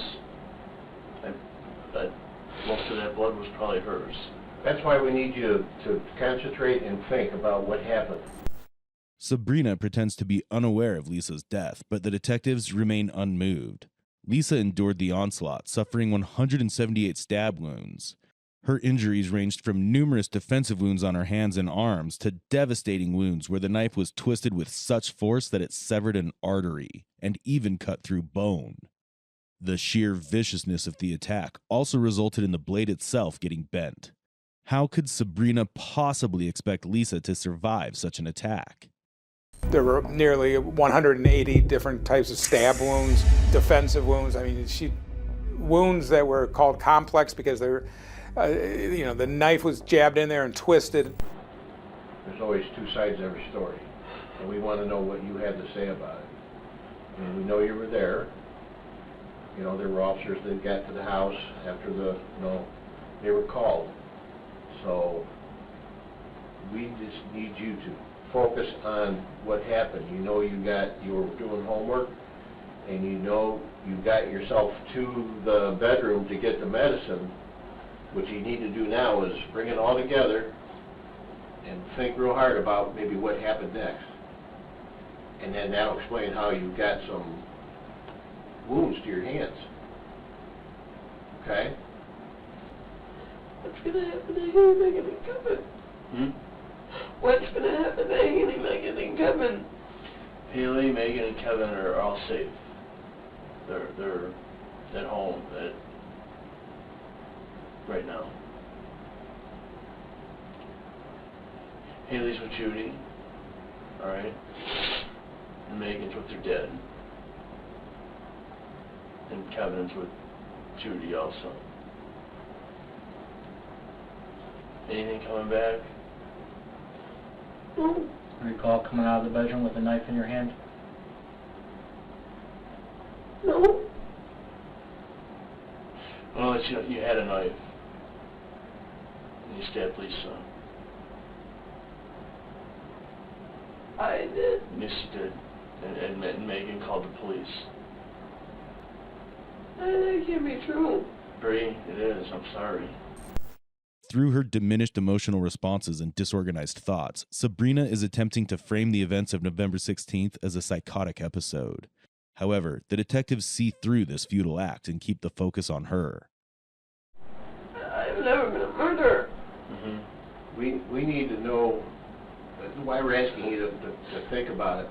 We need to know how to help you, okay? And we don't know that until we need to get some facts and find out what's going on.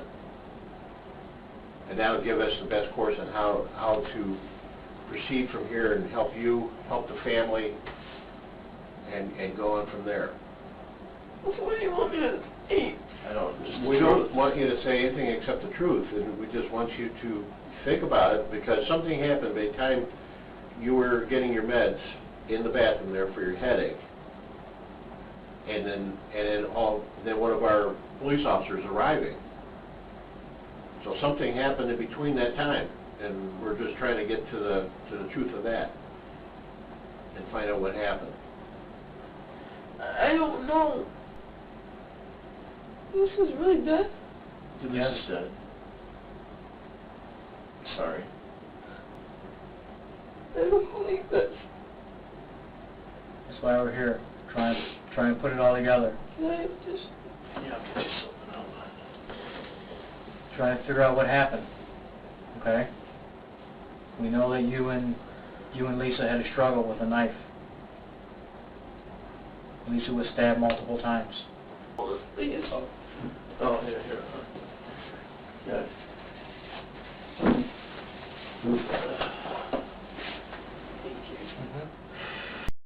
Although Sabrina has agreed to answer questions, there's a high likelihood that the detectives will struggle to extract any valuable information from her. Nobody else is hurt. Nobody else was hurt. Thank goodness. Has there been maybe an argument between you and Lisa? Maybe it had something to do with your iPad or anything like that? That was a long time ago. A long time ago? And yeah, the cops were called on. Okay. Did you get your iPad back? iPod, yeah. Or iPod, whatever it is? You got it back? Where should it be at the house? My book bag. In your book bag? Okay. Right pocket. Mesh pocket. Okay. Right side. Do you have a Facebook account? Yes.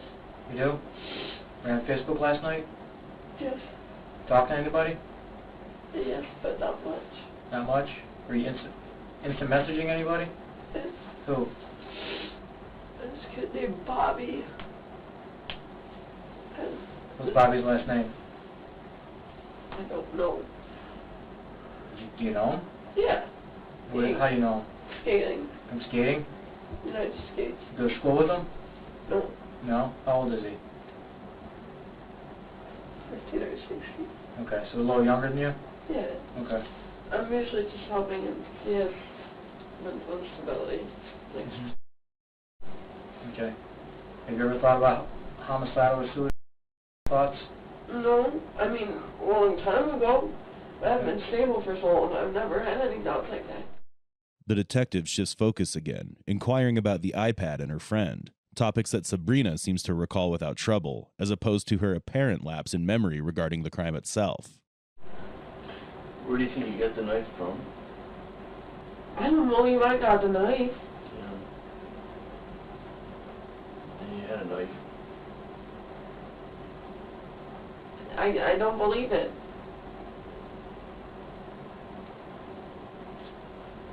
It's true. You remember? When we came to the house, you had the knife in your hand. Are you sure it wasn't self-defense? Yeah. I don't remember. Like 2 police officers there that saw you with the knife and ordered you to drop it. Did I? Well, yes. Why do you say that so iffy? You did. Well, I said it like that because if they hadn't, you could have been hurt. You threw the knife down and they made you get on the floor and put handcuffs on you. Do you recall that part of it there? The little bit that I recall is being on the floor drooling, and then that's it. You remember Megan coming in? No. No? Remember Haley coming in? Megan and Haley were both there? Mm-hmm. Yep. Look, you're saying everything. So, what you're saying is true. You're telling me Haley and Megan saw me, or her mother? Mm-hmm. Correct. Nobody needs to see that. No. You're right. Right. I mean, it's just between you and Lisa. Nobody else should have seen that. No. I'm sorry.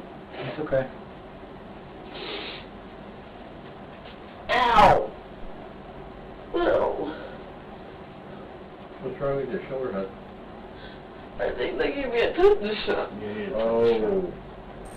Sabrina draws attention to the pain in her arm, likely as a way to gain sympathy or deflect further questioning.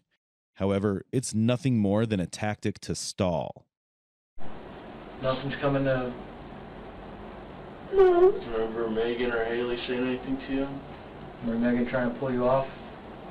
Her mom? Telling you to stop? So they were in there and trying to pull me off of her. Brilliant, it's true. You're right and wrong and truth and a lie. Do you remember any of these things? Nothing except for what I told you. Okay. That's what happened.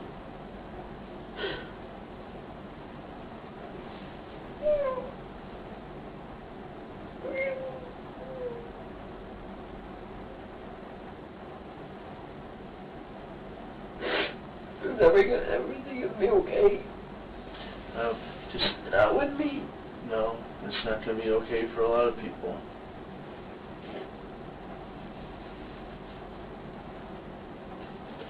I know some things for sure. I know Megan was yelling at you to stop. Do you recall any of that? No.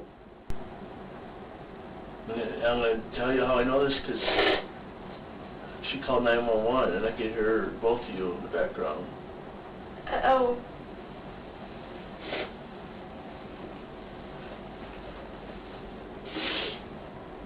Why can't I remember this? I don't know. That's why we're talking to you. I don't know. Nothing. You remember it would trigger anything like this? You ever had a situation like this ever? No. I've never. No. You ever sleptwalk before? Yeah.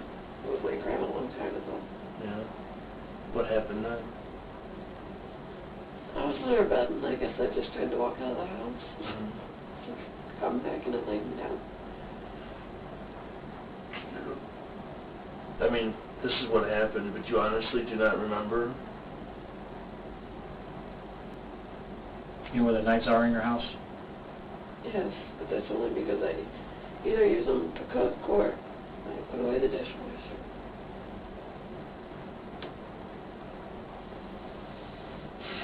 Recall going to the kitchen last night and grabbing a knife? No. Sabrina insists on her memory loss, but she can likely sense the skepticism in the detective's voices. Her story carries little to no credibility without any prior history of such incidents. I wasn't in the kitchen last night. I don't know which knife it was. Do you remember which one it was? Or no?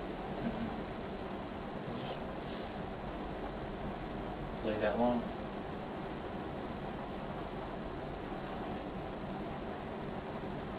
I used that. Do you know that knife? What it looks like. Besides just the length. Black handle? Probably 9 to 12 inches. Very sharp. Does it have ridged edges or is it straight sharp? I believe. Don't recall, to be honest with you.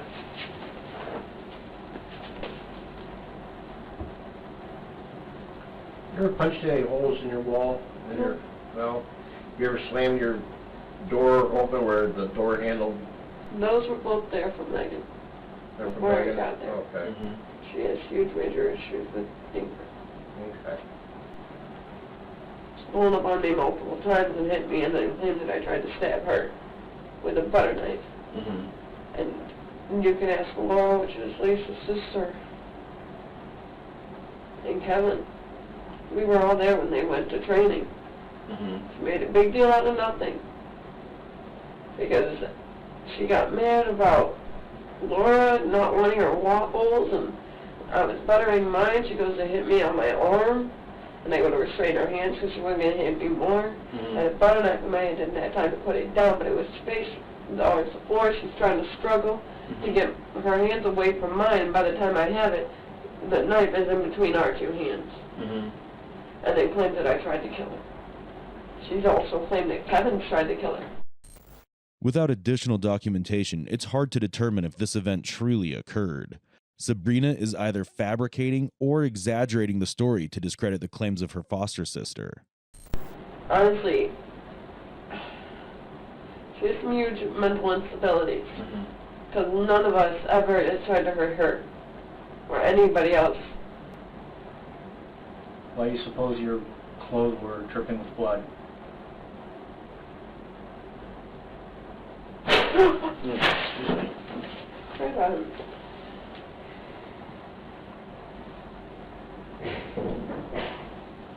What is that noise? They're releasing the door, and it makes a loud click noise. Yeah, I sure know how to do that.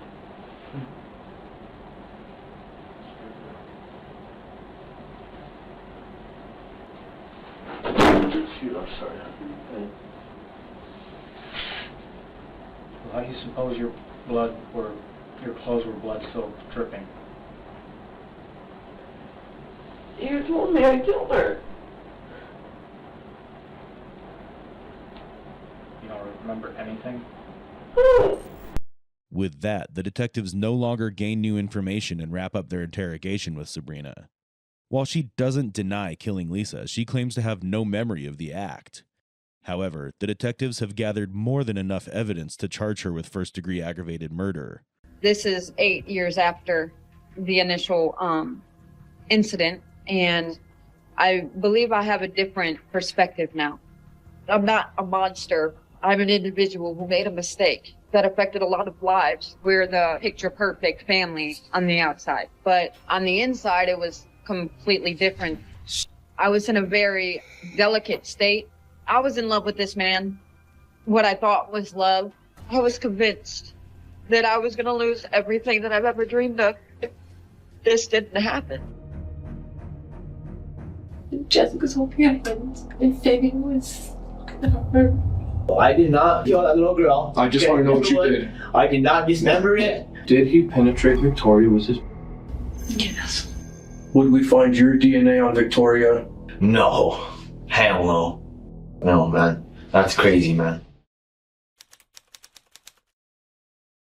This is 31-year-old Fabian Gonzalez, the boyfriend of Michelle Martins, whose interrogation was previously covered and shook everyone who watched the horrors of that case. While Michelle's statements were disturbing, Fabian's interrogation takes this case to an even darker place. At some point between that time when she was moved to the bathroom and to when the officers arrived, Victoria was dismembered and cut up into pieces, and you were there.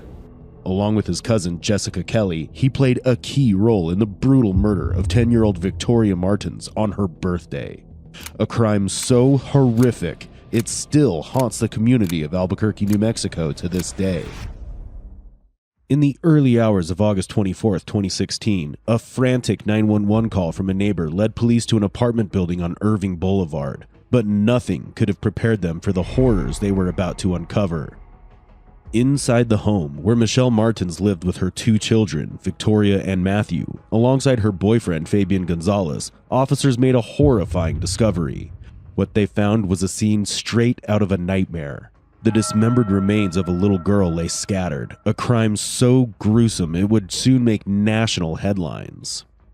As investigators placed together the twisted truth, 3 names emerged at the center of it all: Michelle Martins, Fabian Gonzalez, and Jessica Kelly. While Michelle and Fabian were being interrogated separately at the same time, one question loomed over everything. Why? Why would a man who was a father himself inflict such an unthinkable pain on a child he should have protected? His attitude, excuses, and sheer lack of remorse will leave everyone outraged and disgusted.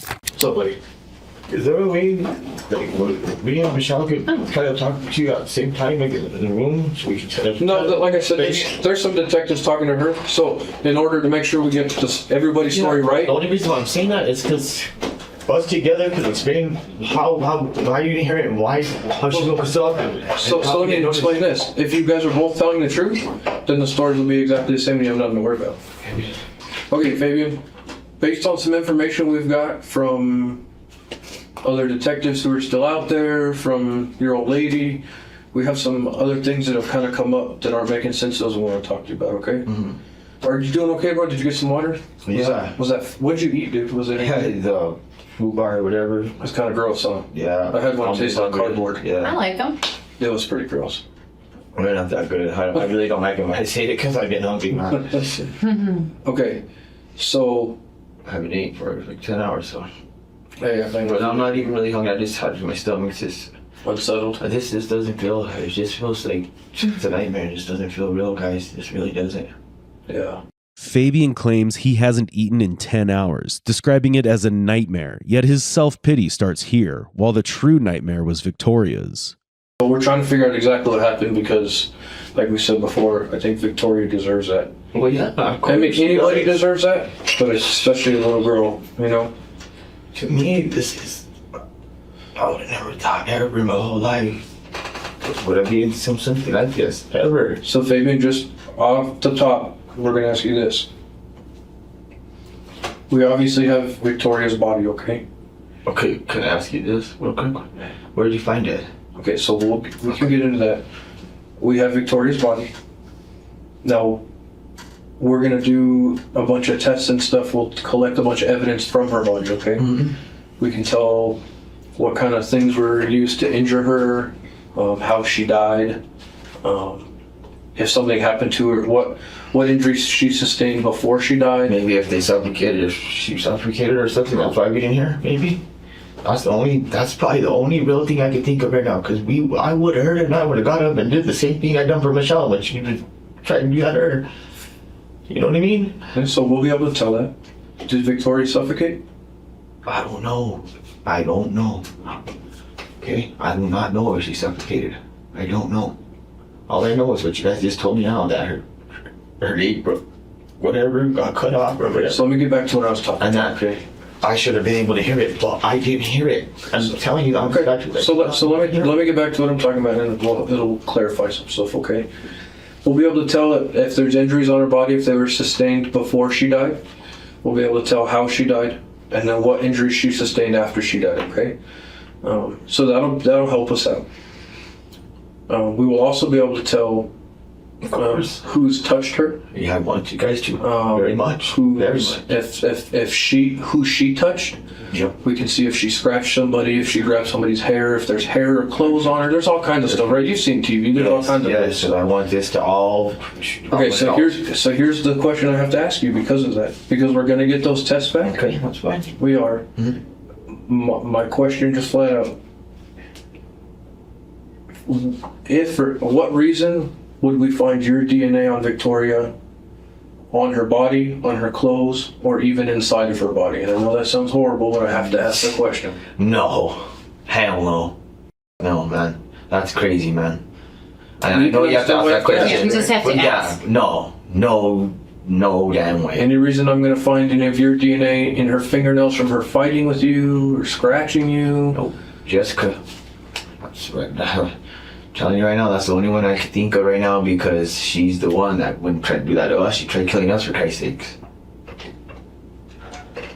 I wouldn't do something like that to nobody, no matter what situation or what. I just never even thought like that. I don't have it in me, okay? I would never do something like that.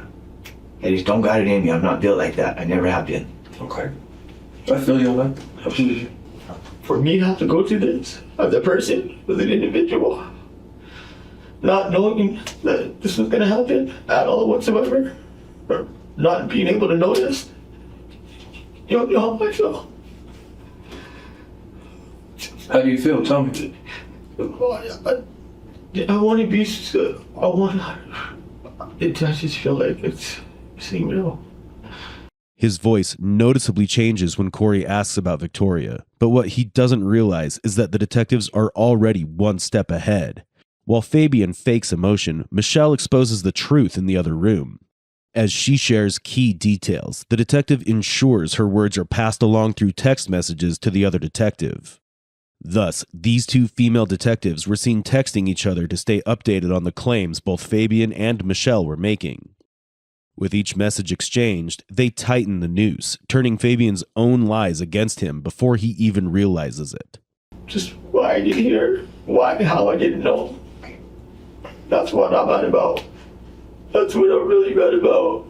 How the hell did I not know or hear? I've never been in something like that. I believe you. I think if you could have stopped whoever it was that killed Victoria, if you could have stopped him, I believe you would have. I would have. Okay. I would have tried my best. I'm not saying that I would have, but I would have tried my best. So when I asked you about taking a shower, I don't know why you don't want to answer that for me, and you're telling me about the sprinklers, but let me just explain something. I told you that morning when I got ready. Yeah. But I was in my pajamas when I woke up, and she woke us up and did all that, okay? I don't think it was my should have, if you didn't shower, a lot of blood on your smears, and your nails are very clean. I was hands cleaning look them in clean. there, just trying to get them out. But what I'm saying is I ran through the sprinklers and I was soaking wet when I knocked on that door. Well, isn't the apartment that you went to, it's right next to yours. It's in that court. So the Yes, but when I sprinklers jumped don't... off, I ran in the back of the ground because I was scared. I didn't know that she had people, like, she threatened me, saying that they're coming for me, they should be there for me any minute. She told me that's scary. That scared me too, okay? Along with everything else. So I ran in the back and the sprinklers were all on, and I was just running through the whole sprinklers all the way around just to see if she had someone waiting for me. Fabian was indeed scared of getting caught. Before fleeing the apartment, he made sure to erase any traces of the crime he'd inflicted on Victoria. And it doesn't take a detective to see that there were no sprinklers, just a man desperately trying to cover his tracks. But when he tries to divert attention with a wild story about Jessica going bonkers and hitting Michelle with an iron, Fabian makes a critical slip. Like, to tell you the truth, when she woke us up and told us that weird thing, and then started attacking Michelle, when Michelle said that, I'm going to tell you, be honest right now, I don't know if there was blood in there, but I know when I went to bed, the kitchen was clean. Okay? That's what I know. Okay? Okay? But, because I was everywhere, I was trying to, like, you know what I mean? And I wasn't paying attention, you know what I mean? But I know when she was hitting Michelle, blood, right there, there was blood coming from Michelle. There had to have been there, I've seen it, you know what I mean? Coming when she was hitting her, it was all over Michelle. So let's focus on that for a minute, because it was something. So then maybe I was like, then that's when Jessica's like, wow, we cleaned this blood up. We're like, wow, okay. We were scared. We were scared for our lives. So let's talk about that for a second, because that's something that I'm very confused about. Okay. Me too. Is you guys are fighting in the kitchen. Michelle's bleeding on the kitchen floor. As we're fighting. Hang on. Just let me explain to you how I understand what you've told it to me, and then you can clarify for me. Okay. And maybe we can go back and forth, because what you've told me so far doesn't make any sense to me, okay? In the midst of all this craziness and irons and fist punches and scratches and threats, and you guys are scared for your life, and this chick's acting a fool, all of a sudden she stops and says, let's clean up some blood? No, Hang on, so let me just... That's how it's playing in my mind based on what you've told me. And so... that doesn't make any sense to me. Like why would homegirl be tripping as hard as she is, and then all of a sudden say, "Well, help me clean up blood"? No, she's always like, clean up this blood, and then we're like, okay, we'll just leave us alone, don't stop. Because I was, in my mind, I'm like, you're already, I'm calling the cops, you're going down, this is crazy, you're trying to kill us, and do, you know what I what I mean? So I went to the door, ran to the door to try to open it, get it open, and at least just have it open or something, you know, so someone could like at least see something, you know, that this is going on, and I'm trying to stop it. And that Jessica has so much strength. I'm telling you, usually I couldn't. It was hard to try to, you know what I mean? So you said earlier that either, and I could be getting this wrong, but one of you, either you or Michelle, did start to clean up blood.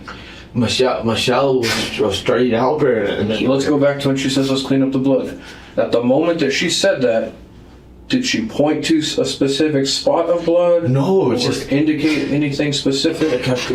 She just was all, look, get on my bed, and I was like, no, I'm getting out of here. And then she grabbed me and tried to grab me and hit me on my leg, and I was like, no, I was like, ouch. And then Michelle was just sitting there, so bleeding everywhere. Like, okay, Jessica, get help, and I was saying it too. Help, get Jessica, get, you're crazy. And then after she thought, God told me to, and just saying weird stuff, and I was like, what the hell? So then who wiped up the blood, and where did they wipe it? I just seen Jessica wiping it on the floor like that. When was that? That was when, after she started hitting her with the thing, and I tried to escape. And then after that, went to the front door, she kind of got me and was trying to do that like that and that at the same time, you know? And Michelle was sitting there in shock. Hang on, time out. Standing there in shock, trying to help, you know what I mean? Hang on, time out. You want me to believe, just so I'm clear, that Jessica is bending down, wiping blood on the floor, and at the same time is strong enough to keep you from opening the front door? Well, what happened when she was doing that? Yeah, I was scared. I didn't know if she had to, because she kept telling me that they're coming for me too. You know what I mean? I'm telling you, I was scared. I shouldn't have been scared or something, but I was scared. I'm not saying it's bad to be scared, bro. I was just hella scared, man. I get it. So I didn't know whether, so I was like acting like I wasn't gonna go for the door, but I was. But then she was like, no, stop trying to grab me and this and that. And like, that's when Michelle was just standing there like, oh my God, I can't believe savage, you know. I know, it was crazy. What was Michelle so scared? And then that's when she got up again. Jessica said, she stopped like trying to do that, you know, whatever. Because I started to go to the patio because she wasn't letting me out right to the front door, you know. So that's when she followed me, and that's when I finally she started hitting Michelle again, and that's when I said, no, stop, quit, please, somebody help. We kept yelling, me and Michelle, we kept yelling. Jessica wasn't yelling for some reason. It was me and Michelle just yelling for help, you know. And so that's when I ended up just grabbing the iron from her, and I ran back to the patio, and then she rushed me, and she's like, you better get me, I'm gonna hit you, and I tried to hit me and fight me for it. And I just threw it. I said no, and I threw it, and she goes, why did you do that? I was like, what? And then she just lost it and ran back that way, like I guess to go chase Michelle again. And that's when I said, I'm jumping off the balcony, I'm getting help no matter what, even if I break my whatever, I'm jumping off this, I'm going to go get help. Filling in unnecessary details that no one asked for is the #1 red flag. Even with his frantic gestures, he can't manipulate the detectives, making them think that his story is worth buying. Rather, in this attempt, he is only making things worse for himself. So I got a question for you. At about 3 or 4 in the morning, roughly, and maybe the time's off a little bit, okay, you and Michelle go out the front door to the apartment, and you're talking. Go out to the front door of the apartment, we're talking, no way. Yeah. Oh, Do you remember that? Oh, no, that Michelle ran out. That was the time, that was like around the time that I think I got finally help, and I tried to ask that lady, and then I went to the other place. Where were you when Michelle said, I think she killed my daughter?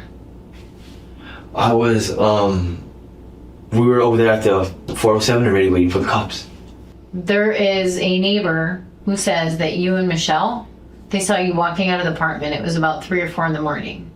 That you didn't even jump off the balcony, or maybe you did and went back up there. No. And they see you coming out of the apartment. Never went back up there. I was scared for my life. Okay. That's how I got. I ran through the sprinklers. It was, you check the sprinkler time. I ran through the sprinklers. So neighbor sees you coming out of the apartment together with Michelle at the same time. When was that? Me and Michelle? What did they say we did? I don't. Well, a neighbor heard that day to my brothers. No. Like this morning. Oh, that's when she ran to me and she was all big. That's when she was all bloody and just she finally got away from Jessica. Fabian, I don't want to hurt your feelings, Okay? I'm gonna try not to hurt your feelings. It's fine. But I'm gonna lay it out for you. I'm gonna be perfectly blunt. I'm not gonna beat around the bush. The thing is, how could a neighbor say we got 3 or 4 that me and Michelle, we went out of the apartment? I don't understand. I'm just telling you what people said, but let me tell you. It's weird. Like I said, let me just explain something to you. Because we got woke up, that fight happened, and I remember, like I told you exactly the stories, and I told you exactly what happened. I tried to get away. I couldn't get away. Are you a strong guy? You a tough guy? Kind of? Do you think of yourself as a manly, tough guy? Shut up. I mean, yeah, but that's like with a guy, or if I'm getting jumped or something like that, you know what I mean? But like with that, I don't mean physically. I mean, do you feel that you're the type of man that likes to protect his girlfriend or protect the children? You're the man of the house. Well, yeah, of course. You got some cojones. That's why I got up right away and tried grabbing you, but I thought. So let me tell you what I am seeing, looking in. Okay? Nothing personal. And I got scared, yeah. I don't want to hurt your feelings, but listen to me. Okay? Right now, looking in, I don't see that. Okay? I see a guy who, and you've only really known each other for 3 weeks. Really? Yeah, it was a good 3 weeks.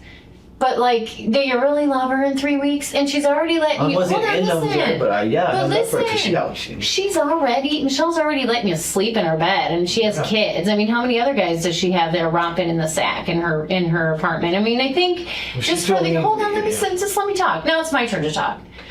Okay, I'm just saying, Michelle should set a good example for her kids. And so if she lets you sleep over there, how many other guys is she letting sleep over there? I mean, I thought that in my head too.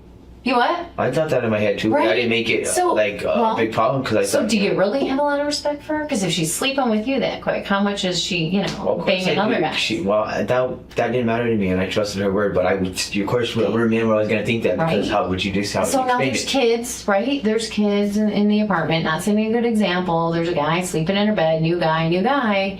Now, Victoria and Matthew never told me that there was been other guys. I've never heard that from them. Okay. Well, I'm just saying, this is what kids are going to see growing up. So then, she told me that. Okay.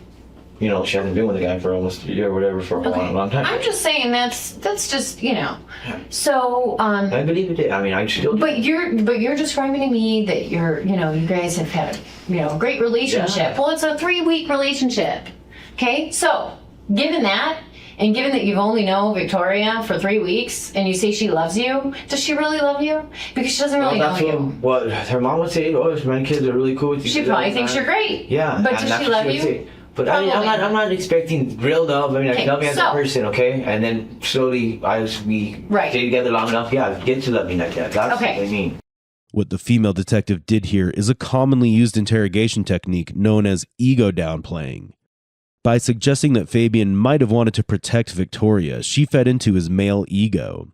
However, she quickly shattered it by revealing that he was no more special than anyone else, pointing out how his girlfriend, Michelle, had already slept with many men and brought them home. But the interesting part is yet to come, and Fabian is in for a surprise.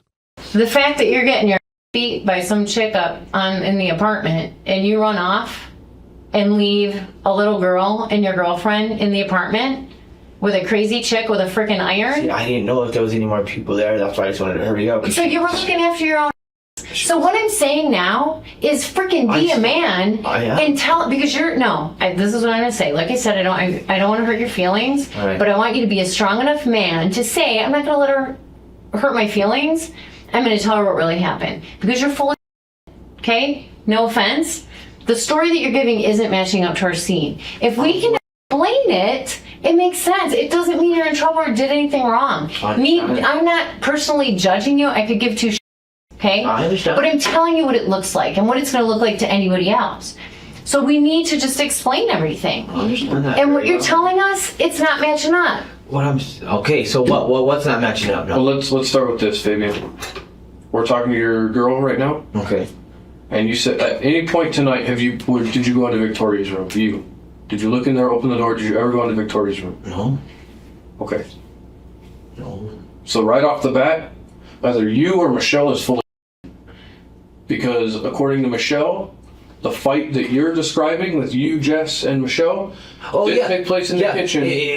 Remember, I told you after the kitchen. That's when she tried to. That's when she was trying to yell for Victoria to try to check on her too. It's recorded. I said that. No, remember? You said that you guys were yelling for Victoria and that you never could go over there because Jess was in the room. According to Michelle, you three were fighting physically in Victoria's bedroom. All three of you, all inside the bedroom. In the bedroom. By the door. No, in the bedroom. So that's what I'm telling you. Okay, well. So listen to me. I'm not asking. Listen to me. I'm not asking you to talk. I'm letting you know. You asked me what are the differences. So I'm telling you. So every time you interrupt me, I can't tell you what the difference is, right? Yes. So I'm trying. Listen to me. Stop. Do you want to know when you interrupt me every 2 seconds? You want to know what that looks to me like? Yeah. You're being deceptive. You're lying because you can't wait to explain every little bit to me because you're scared of the truth and you know the truth. Because everything that I'm saying that conflicts in your brain with what really with what really happened, you have to explain away right away. You have to let me know right away what's happening. So every time you interrupt me, I think you're lying to me. So let's just be quiet for a second and I can explain some stuff to you. Okay? Do you understand? Okay. So either you or Michelle is lying to us. Because according to Michelle, the fight that you're describing happened in Victoria's room at some point during the fight, and you were there. You were in the bedroom. Yes, I was trying to pull Jessica off. So you were Once she was yelling hang on. for So answer me this, yes or no. You were in Victoria's bedroom tonight. I was. Yes or no, you were in pulling Jessica off and trying to break up the fight. I don't want an explanation. Yes. You were in Victoria's room. Trying to break up the fight. So then answer me. Offer. Okay. So why? Let's go back for the last 2.5 hours we've been together. Okay. Why have you lied to us this whole time and insisted that at no point did you ever open the door to Victoria's room or go in Victoria's room, and now you're saying you were in the room? Explain that to me. I misunderstood, okay? But I remember telling you that a while back, that the fight did get to Victoria's room and she was screaming for Victoria. No. Well, You said that you were yelling verbally for Victoria, but you guys could never get near her room because Jess would never let you get near the room. Well, she was chasing me, and that's when I kind of it all happened real fast, and that's when Michelle tried to hurry up and go over there and check on her. Jessica rushed her again and kind of threw her there, and she was yelling for Victoria. Was Victoria in the bedroom? I thought she was. Was Victoria in the bedroom? Was Victoria in the bedroom? I didn't see. I wasn't paying. I was trying to grab Jessica. So did you see Victoria in the bedroom? No. What did you see in the bedroom? I seen the light off and the TV on. And she yelling and me and her yelling saying please, and Jessica went, she was still hitting her with that thing, and then after that is when finally I just got the iron for Jessica on the patio and threw it. Okay, let's stay where we're at. Did you guys clean up blood in Victoria's room? No. Who cleaned up the blood in Victoria's room? Jessica, probably. 31-year-old Jessica Kelly becomes the common scapegoat for both Fabian and Michelle. After serving time for manslaughter, she moves in with them. But despite being one of the main perpetrators alongside Fabian, both Fabian and Michelle act as if they have no part in Victoria's death, shifting all the blame onto her. Yet someone sharp enough will soon see through it. There's no way me and her did that because we were trying to hurry up and get help, emergency help. I'm lucky I even got away. So let's slow down for a second. Do you understand now that even the smallest little detail that... Yes. You need to slow down. Listen, you need to slow down because the smallest little details that you're telling me is the difference straight up between me thinking you had something to do with the death of this little girl and me thinking that you were telling the truth. Straight up on a radar of 1 to 10, if I think you're full of I think you're about a 9 full of honest. I'm just being honest with you. Thanks. So, hey, listen, like I said, we have a bunch of evidence. We do. We've got a bunch of evidence, and so like I told you, I'm putting this puzzle together, and the only person whose pieces don't seem to be matching right now are you and Michelle's. Everybody that we talked to at the apartments, their pieces all match. They match the physical evidence that we have. They match the witness evidence that we have. What I want to know is what you and Michelle's involvement was, whether... No matter how hard, listen to me, stop. That's, again, When you start to jump in on me like that, I won't say nothing else while you finish. okay, it makes me think that you're being deceptive with me. Okay, well, I'm sorry that you finish. When you've already said and you've agreed with us, there's no way that the things that happened to Victoria could have happened to her without somebody hearing. Now, whether she was screaming or not, she didn't have to be screaming. She didn't have to be screaming. Just the noise alone of what was done to her body would have woken anybody up.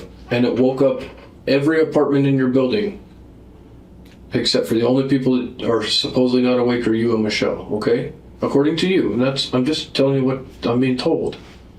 So do you see when I have people in apartments telling me that they wake up and they hear banging and something being drugged in an apartment, they hear screaming from a little girl, mind you, and they hear adults arguing. So I believe that you guys are arguing. I believe that there was a fight. Now, I also think that some of the filler in there that you've told me is bull. Just straight up. And I understand you're scared, okay? There's a little girl that's dead in an apartment, and I don't blame you for being scared. To be honest, on a lot of levels, I don't blame you for lying about stuff if you're lying. And here's why. It's a natural human reaction in the situation that you're in to protect yourself. Because then somebody started cutting up the body of a little girl in that room and packing her up in plastic bags. And so for you to say that you at no point heard, saw, smelled, nothing, I cannot believe that. Because this is like 600 square feet. There's not a backyard, there's not a shed. Fabian, I know that I'm asking you to tell me the truth and this is the hardest thing you've ever done. Okay. So I know it's the hardest thing you've ever done. It's something I didn't do though. I did not kill that little girl. I just want to know what you did. I did not dismember it. Even now, he refuses to say her name, reducing Victoria to just it. But no amount of distancing can erase the horror of what he had done to her. The thing was, I did not see nothing or pay attention to anything. I was just in there all drunk, okay? In the room, laying down. I would have never thought that or known that. Do you see how different our story is now, though? Yes. Okay. So now what are you not telling me, Fabian? It's okay, dude. I'm not going to judge you. I'm not going to freak out. I'm not going to lose my mind with you. When she told me that, I think you couldn't even, I said, yeah, right. So then I kind of thought about it. What time was it that she told you that Victoria was dead? When she told me when we went to the Indian to his house, and I was like, oh, what do you mean? Why do you even say that? I said, she's okay. There's no way. I told her, you're tripping, and she's okay. Just, you know what I mean? They'll get her up. She's going to be okay. That's when she said that. But Fabian. And then she said, before that, we went to bed, we ate something. She thought, go get a cigarette. So she got a cigarette, she smoked, and she went to the balcony with Jessica. Fabian. That's the only funny thing Fabian, I can tell you. Listen. We know that Michelle specifically asked Jessica what happened and what she did to Victoria. Mm-hmm. We know that you were in the apartment. Yeah, but I wasn't right there when they asked it. When I wasn't there, like this close. I was in the room. Listen, you need to understand. This is not a trap. I know. You don't have to listen. It's not a trap. It's not a trap. I'm not trying to get you to admit to anything that you didn't do. Okay? That's not what I'm doing. Okay. I'm just trying. I need to know exactly what you saw or heard. Listen, if you had nothing to do with it, that's fine. If you had something to do with it, whether it was a small part or a big part, we need to know. And listen. This isn't about getting Michelle in trouble. You don't need to worry about that. Or Jessica, no, she's your family. This is bigger than this, right? Yes, I don't care. She can run hell for that. Man, that's crazier than hell. Okay. But I cannot, there's no way that I can leave this room believing that there's a 10-year-old dead girl in that room. Let's even say from the time of 10 p.m. to 4 a.m.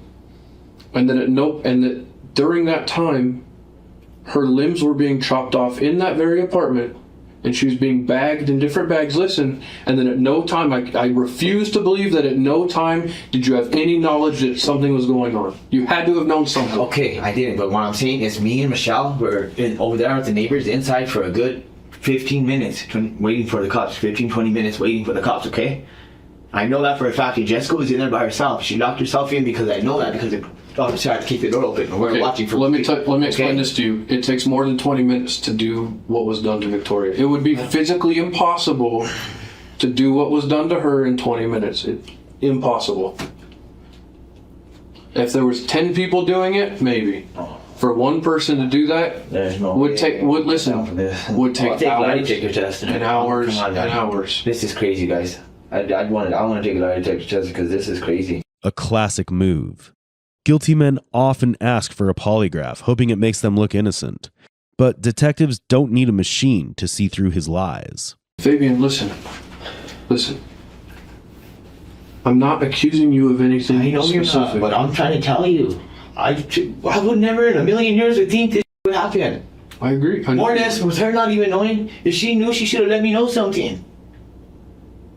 Thing is, if she didn't let me know, she did know, and I'm going to tell you that right now. And if she knew, why didn't she let me know right away before we even went to bed? That's what I'm trying to figure out. I'm not a parent, but if I walk in my house... And I was wondering, why did Jessica attack her first when she woke us up? If you're saying it like that now. So, have you and Michelle ever talked about your past before? About my past? Yeah. Because when me and my baby's mom were fighting, it's not that like the baby got touched, it was just because we were arguing in front of her, and when we got pulled over, like that, when a cop seen it, you know what I mean? Like a neglect or something. Yeah, it was child neglect, that's what it was, yes. And then when I got whatever the DA approved it, they tried to get it for child, you know what I mean? But then it went back down just to child neglect. Something I need you to understand, okay? I've already told you a couple times that I think you're a good dude, okay? Yes. I don't think you're a bad guy, okay? And like I said many times now, a lot of times good people find themselves in bad situations. Yes. They had no intent of being there. Yes. They had no idea that this was gonna even go on. And never in a million years would ever wish to be a part of it or want to be a part of it. And if they had if they could go back again, they'd never be a part of it, okay? However, those people find themselves in those situations. What I need you to understand is just because if a good person does something bad, that doesn't mean that they're a bad. It doesn't mean that they're a bad person. It just means that they did something bad. Okay? Mm-hmm. Can you understand from our side, seeing the things we've seen today, and having to investigate what we're investigating? Mm-hmm. Can you understand how it's hard for us to believe that you had no knowledge of anything going on? Okay. That might be. I might be guilty of that, but I didn't. Come on, man. That's scary out of me, man. So, Fabian, were you scared that she was gonna kill you? Yeah. Is that why you just let it happen? I didn't see nothing happen though. Did you hear something? What did you hear, Fabian? Let's talk about that. I kind of I thought it was the TV. Cause she had a real loud. What was it? What'd you hear? Just like loud sounds, you know. Like what? Like describe them to me. Just rah, like, you know what I mean? But I thought it was the TV. What is that? Like somebody talking? Somebody, yeah, like trying to talk or like back and forth, but Michelle was there with me too, though. When I woke up, you know, when I heard that, you know. Fabian, what did you hear during the night? Just be honest with me, dude. That's all I'm asking. Let me tell you, I didn't see nothing or hear nothing, but I did see her carry the little girl upstairs when she tried to come down and wear the same music. Okay. And that's when she said, "Oh man, what's going on? Oh please, you know what I mean, this and that. Oh please, she's okay." And what happened is, so I said, "Come here," just cause she's like, "It's weird," and didn't listen to me. Went back upstairs. But they never mentioned about like saying that they think the baby, they killed her daughter or nothing like that. You know what I mean? And it was so weird because Jessica was acting shady, but it was like, you know, but Michelle was with me, so I was like, you know, there's really nothing going on, and I know I'm not doing nothing, and I know I would never do something like that. So, but we should have checked. And then, you know, we were just kicking back, and me and Michelle went to the room right away. Okay? When we went inside after that. You what? We went to the room right away. Me and Michelle. But then you guys came out and had tacos and... Yes. Okay. Yeah, but that was right away. We made. Where did you guys sit? And I was still in the room waiting for her asking me out. And I was like, can you remember? And I was like on the phone and stuff.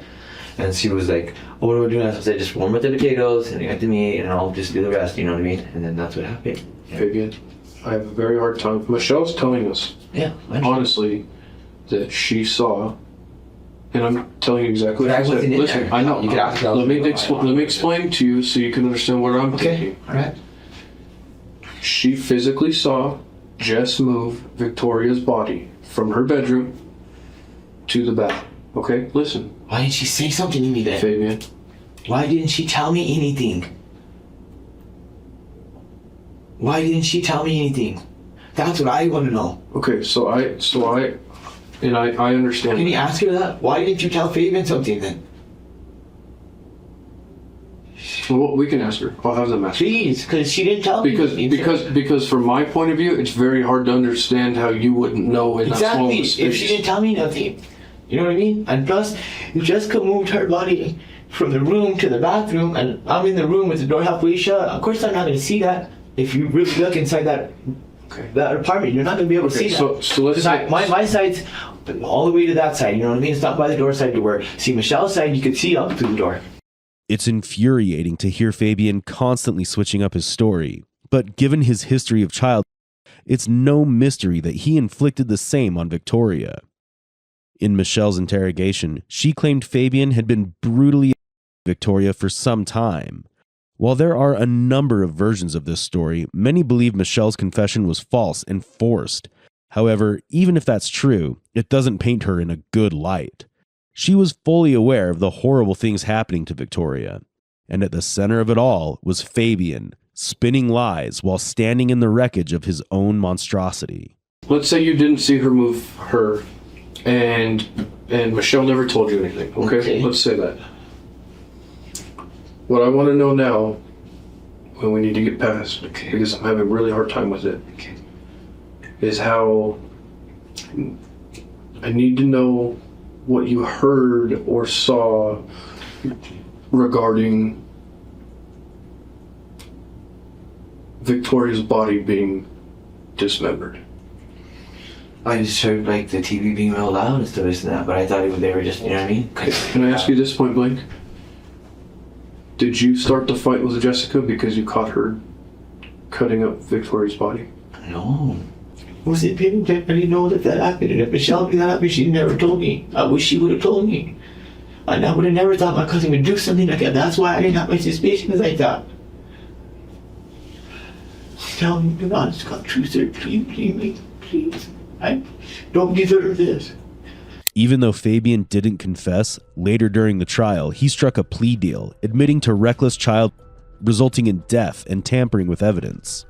He was sentenced to 37.5 years in prison, a term that reflected his direct involvement in the events surrounding Victoria's death. I saw the x-rays and the CAT scan. His entire skull is split open in 3 different directions. The person who committed such atrocities is 65-year-old Barbara Kendrick. And the most shocking part is that the victim was a 5-month-old baby. On March 7th, 2017, this senseless act of inhumanity occurred just before Barbara herself made a chilling 911 call. Yes, 191, what's the location of your emergency? Yes, I need to say that right now I have a 9-year-old. Stop breathing. What's your address, ma'am? But by that point, it was already too late. When detectives arrived, Cooper Dubovic was gravely injured, and the only adult present was his babysitter, Barbara.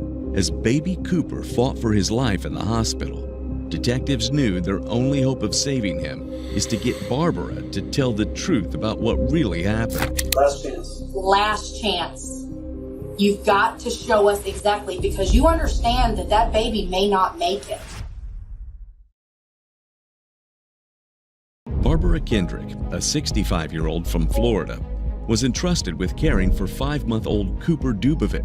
On March 7, 2017, what was meant to be a simple babysitting job took a dark and tragic turn.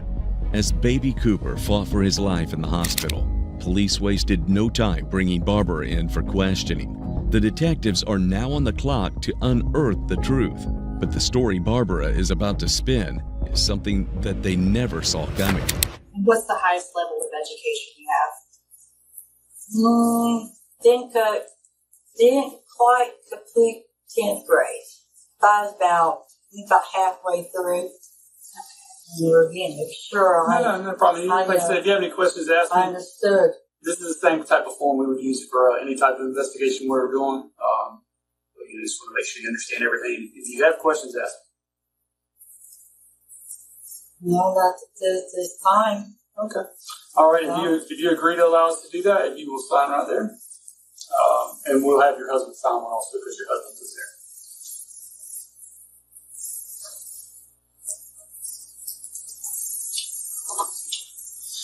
Does anybody else live there with you guys? Just me and my husband. Okay. How long you guys live there? Oh, geez. 2, maybe 3 years. Where'd you guys live before that? Here in town, or? No, lived in Orange Park. Okay. How long you guys been married? That's a good question. Long time? Too long. Too long. Okay. Let's take it to that. Y'all from Northeast Florida and from Orange Park, or? No, I'm originally from northern Indiana, up there around Terre Haute, Indianapolis, and he's from here. Okay, is that how you ended up here was with him?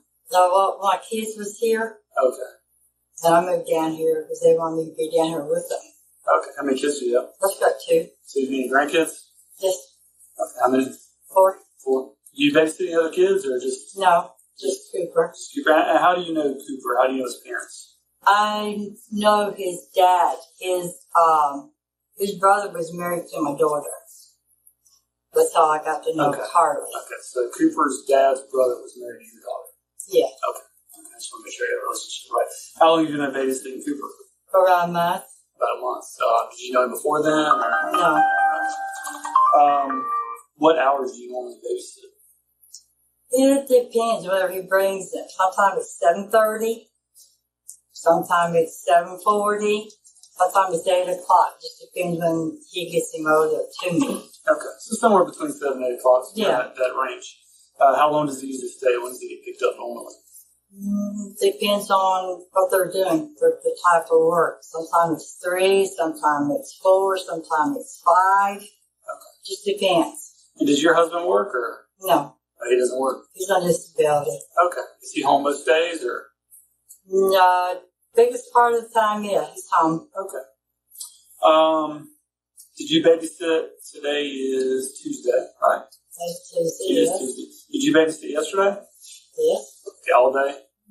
No, all day. How long did you babysit He's yesterday? from 7:30.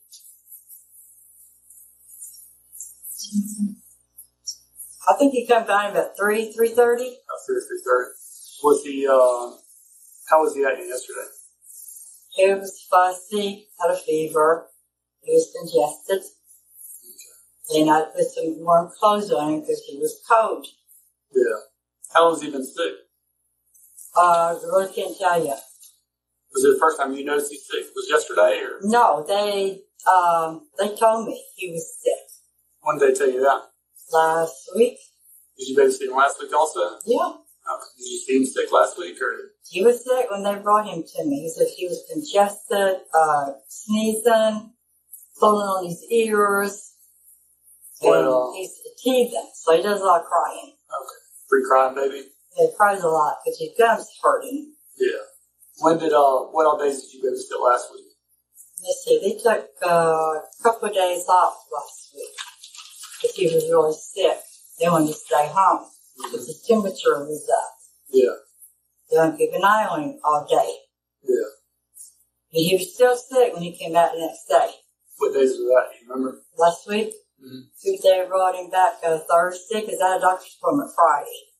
So you didn't have him Friday? No. So he was sick at least on Thursday. And when did you first notice he was sick last week? I knew something was wrong with him because he was kind of sneezing, nose is running, and crying all the time. Okay. I thought maybe it just was his teeth. Yeah. The babies do get sick with their teeth. Yeah. That's pretty common. From the very start of the interrogation, Barbara appears unusually calm. She even begins by outlining how sick Cooper had been the week before. But as it turns out, this focus on his illness is just a setup.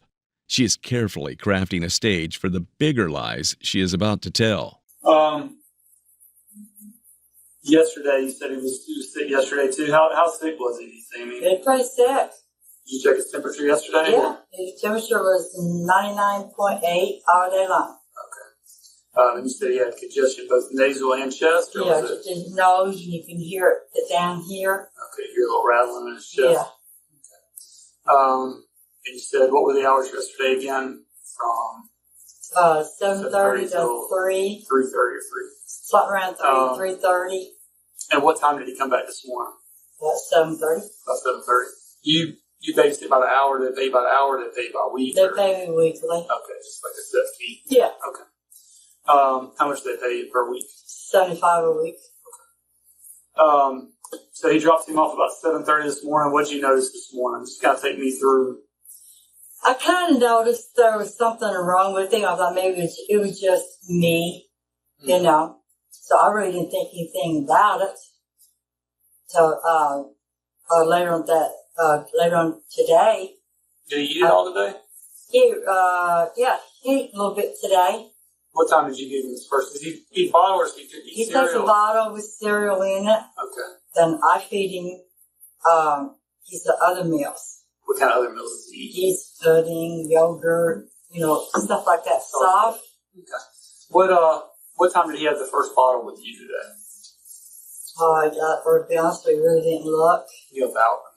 I say 9. Yeah, and then I say it. Yeah, I know it's tough to know exact time. So about 9 o'clock, he had a bottle. Did he eat normal amount or normal amount? Did he eat any pudding or anything at that time, or just a bottle of cereal? Pudding. How much formula? Is it formula that he has? Yeah. How much formula and cereal did he have? A bottle. A bottle. What's a bottle like? 9 ounces, 10 ounces? Not sure. I think they're 10. If I'm not mistaken. Almost all the way full bottle. Yeah. And you drank all that. Pretty much all of it. Maybe he'll drink maybe 3/4 of it, take a nap, then he'll get back up, eat some more, and drink some more milk. Mm-hmm. And then you said he ate some pudding or something at that time too? Yeah. When would he have ate again? When he got from his nap. Is that kind of normal? That's about his normal routine. He comes in, he gets the bottle about 9, takes a nap. When did he wake up from that nap? Do you remember about? Let's see, I think what was on. One of my game shows was on Price is Right. Price is Right on 11 o'clock? No, sorry. Price is Right on 11. Let's make a deal. Let's make a deal. I don't know what time now. 10 o'clock. 10 o'clock, okay. I watched them regular. Okay. So about 10 o'clock, so he only slept for about an hour, less than an hour? Yeah, something like that. Sometimes a little longer. Okay. And he'd cry. Crying all day? Oh, yeah, there's nothing I could have done to please him, to, entertain him. Okay. So then what happens from there? Just as much detail as you can remember. So after... So he has wakes up at 10, and then what does he do at 10? Just crying? Crying. I put him in I got him one of them little music rockers that rocks back and forth, plays some music. They had little buttons. Oh, has buttons? Okay. He lay there for a while, cooling, talking, and, normal baby. Yeah. And he didn't like that, so I tried the walker. Okay. And he played there for a few minutes. And he didn't want to be in there, so I took him out, tried to feed him, gave him another bottle. Mm-hmm. He didn't want that. So I checked to make sure if he was wet or a poopy diaper or something. Wasn't anything wrong with him. He was fine all day long. Okay. I was just worried about his little congestion. Yeah. So then what happens next?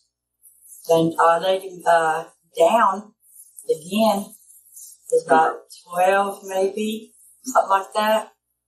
He didn't want to sleep. He just cried and cried and cried. Mm-hmm. So I picked him up, held him, rocked him, tried a bottle again, tried to feed him again. Mm-hmm. And you know what I did was pushed You know how they push the bottle out with their mouth? He just cried. And cried and cried. They gave stuff for his teeth, or his gums. What'd you give him for that? What's that? I don't know what kind of little tablet they got done for babies. Real little white tablet. Yeah. That's for Is that something that the mom gave you? Mom and dad Yeah. gave you? They always got something in there for me. Okay.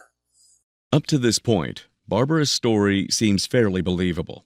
A baby dealing with congestion and teething, crying throughout the day, sounds normal enough. But what really raises the question is the reason behind her desperation. Her constant insistence that Cooper was already sick reflects some hidden guilt. It's as if she wants to distance herself from the tragedy as quickly and as far as possible. So then what happens next? I said he wasn't going to go to sleep, so I rockled him. He tried all over again. He wasn't going to do it. But he acted like he was tired. He was going like this here. Rubbing his eyes. And crying. I said, well, I'll lay him down. You know how babies do when they cry hard like that? That's what he was doing. And I started cooking. And I hear nothing. I said, well, okay, he's asleep. So I waited a few minutes, went back over, and I do like this. I said, Cooper. Then no response. So I took it and I shook him again. I said, I heard again. I said, Cooper. Nothing. You know how their eyes are halfway open? I thought, he sleeps like that sometimes. I thought, well, he's just sleeping. And I hollered at him again. I picked him up. He just limping. I thought, well, maybe I picked him up wrong. So I picked him up, holding him like I always did, for my chest. Kept talking to him, kept hollering. Kept shaking his leg, his arms, you know, and he wouldn't respond. So it scared me, so I laid him down. I got my next door neighbor. Where'd you lay him down now? On the chair. Okay. Like a baby. You know, just laid him down. What kind of chair? Like a It recliner? was a recliner. Okay. And I hollered at him again. He didn't respond. I said, oh my God, something's wrong. What'd I do? So I ran over to my next door neighbor. She comes flying over there. We was doing CPR. They told her to do compressions like this here on him and blowing full his hands mouth. or fingers or? They told her to do this here. Okay. Kept doing this here. Yeah. Kept blowing in his mouth. Was she doing that or are you doing that? She was doing that. I was screaming, crying. Yeah. I go, what the hell happened here? What's going on? He was just fine 2-3 hours ago. Yeah. He was laughing, eating, playing, cooling, you know? I was like, yeah, what the hell happened here? So did the rescue comes and takes him? Okay. She had him laid down. When she turned him to the side, a whole bunch of mucus came rolling out of his mouth, a bunch. Yeah.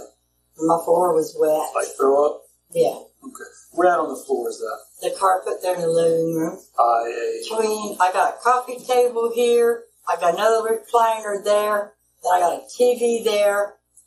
A couch over here. What furniture is it nearest? It was near the coffee table. Near the coffee table and what would it be between the coffee table and the his little chair, his little walker. baby's Sorry. walker? Okay, so it's going to be between the coffee table and the coffee walker. table and the walker, and like I said, there was another chair there, reclining. But he's more closer to the. And it was enough that it made the floor wet. Yeah. Okay.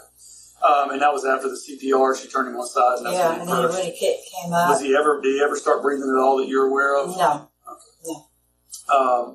Was he cold to the touch? Was he stiff? I didn't touch him. She did. No, when you picked him up. He was like I said, limper.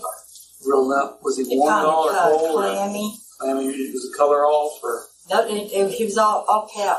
Real pale. It was just me when I first got down there. Barbara's voice is laced with fake concern as she recounts her struggle to wake baby Cooper and her frantic attempt to get help from a neighbor. But unlike a typical criminal, She has no idea that every word she utters becomes a clue for the detective, bringing them closer to the tragic truth. And now the detectives are going to use these opportunities to pin her down in the next few minutes. Was your husband home today? No. What time did he He's got a part-time job on the side. Okay. What time did he leave? He left about 6:30. So he was left before the baby. He left long before the baby. What does he work? Does his part-time thing in? Eagles, they're on Lanes Avenue. Eagles Glass. On Lanes Avenue. What's that? It's a glass company. Oh, glass. Called Okay. Eagles. Okay, I got you. I thought you said class. Okay, I got you. Well, I got it just like Yeah. teeth. No worries. I hate them things. They gave me, keep falling out. Yeah. Keep from talking right. So he leaves at 6:45. Was anybody else there today? There's just me and the baby and my little dog. What kind of dog you have? I got a Jack Russell and a Yorkie. Yorkie. How big is it? How big is Not that dog? big. She's not big. Yorkies are real small, right? She's not small. She's not big. She's not one of the little miniature ones. Oh no. Teacup ones. No. Okay. About how much do you think she weighs? 30 pounds probably. Okay. So that's old. She eats. Yeah. Just like we do. Yeah. She an older dog or a young dog? She don't know. She's only 2 years old. Okay. How about the Jack Russell? But it's mixed. Oh, It's well, all I thought you one said dog. you had 2 dogs. No, I'm sorry. Oh, okay, It's so you all got a Jack one Russell dog. Oh, okay. You got Mixed Jack with Russell mix. Yorkie. Okay. I'm not hearing Sorry. that. No, that's probably me. How is that dog? Is the dog pretty hyper or just No, she's cool. she stay away from the baby? Oh, she comes over, kisses it every morning.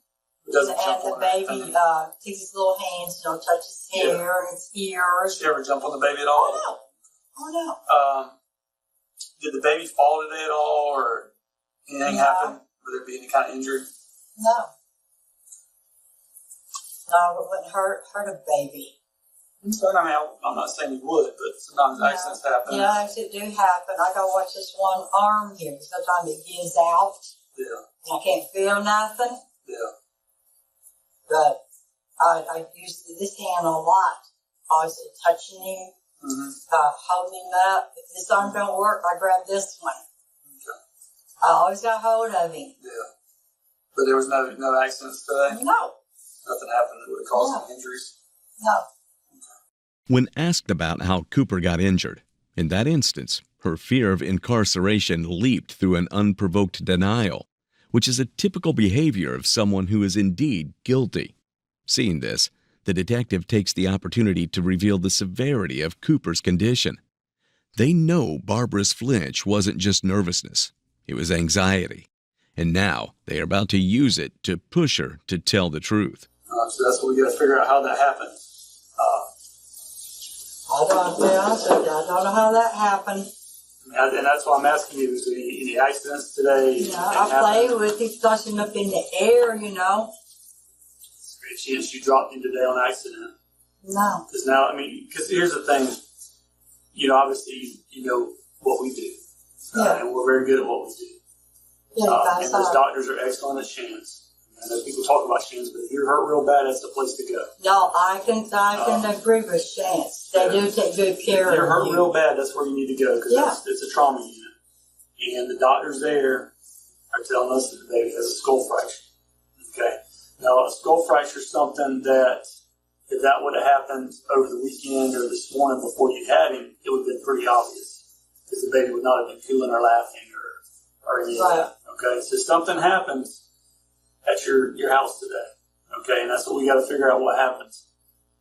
Okay? And I know sometimes these things are hard to talk about,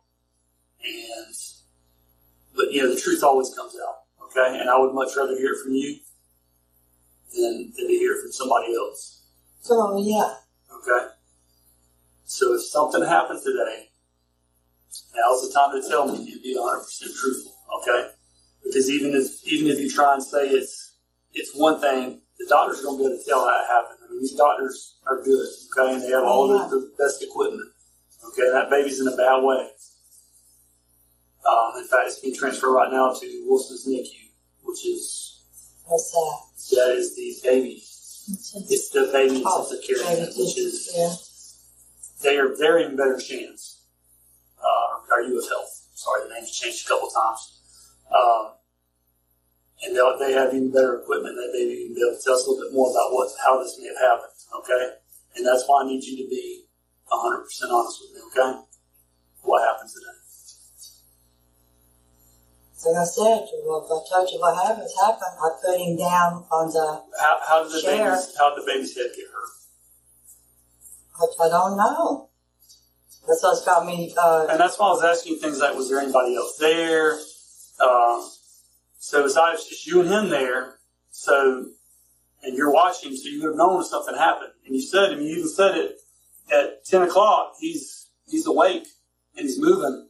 Yeah. And then he's crying. This afternoon he has a traumatic brain injury. So something happens between the time he gets there and this afternoon, and that's what we got to figure out. Okay.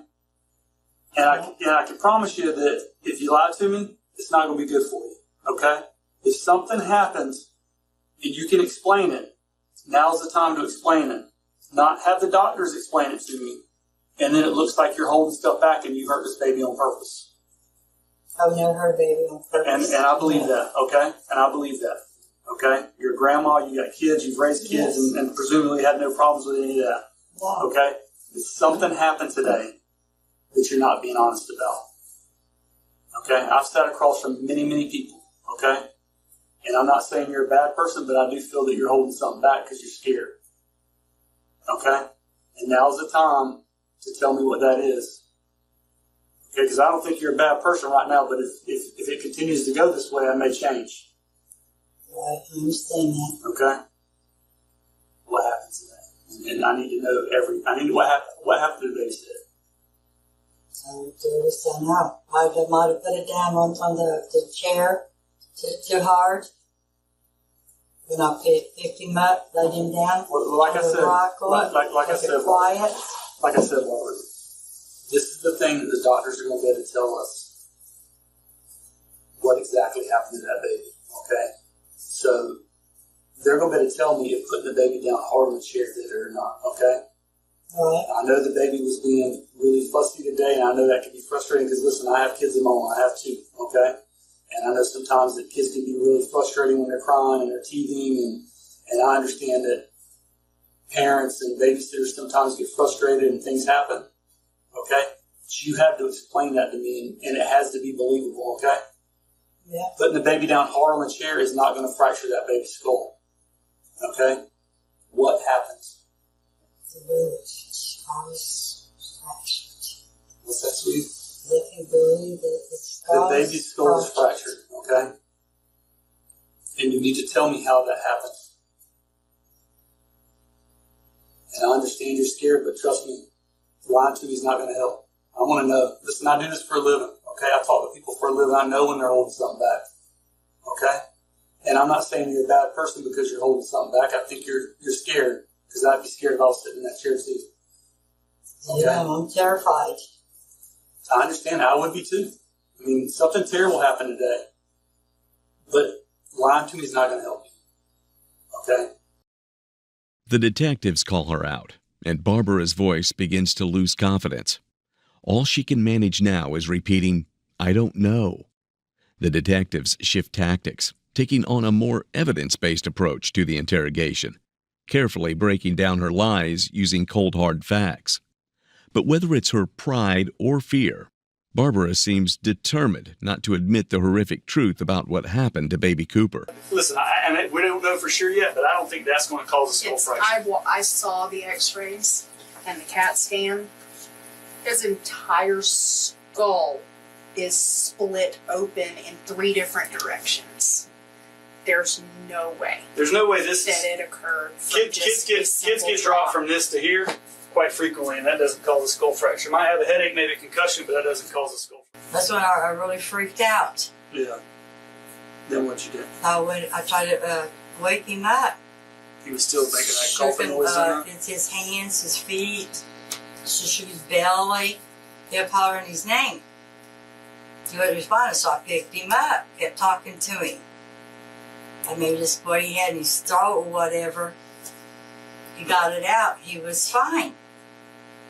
That's when I laid him down on the chair. I seen there was something wrong. That's why I went across the road. Got my neighbor Was he lady. breathing at that point? Huh? Was he breathing then when you laid him in the chair? But when I picked him up and I found out he wasn't breathing. So then he's not breathing. Okay, so he's not breathing at that point. Okay, then you go find the lady and she comes over and she does CPR. And she got him off the chair and put him down on the floor. Yeah. Started doing this here. I started breathing in his mouth. Now that pack and play, does it have a cushion at the bottom of it, or what is it? What's the bottom of it like? I don't think it's soft. I don't think those cushions are soft. It's not soft? Okay. Not this one I had. That's a pretty significant injury for a baby skull to get fractured. Okay? So I still think you're trying to minimize what happened. Okay? Because I can tell you, even on this hard concrete floor right here, if I dropped a child and your waist is a little lower than mine, from here to here, that ain't fracturing a skull. Okay?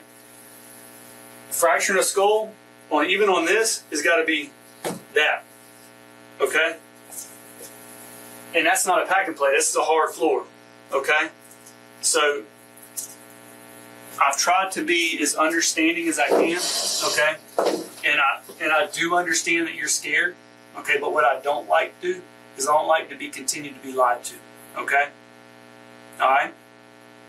You need to tell me what happened, all right?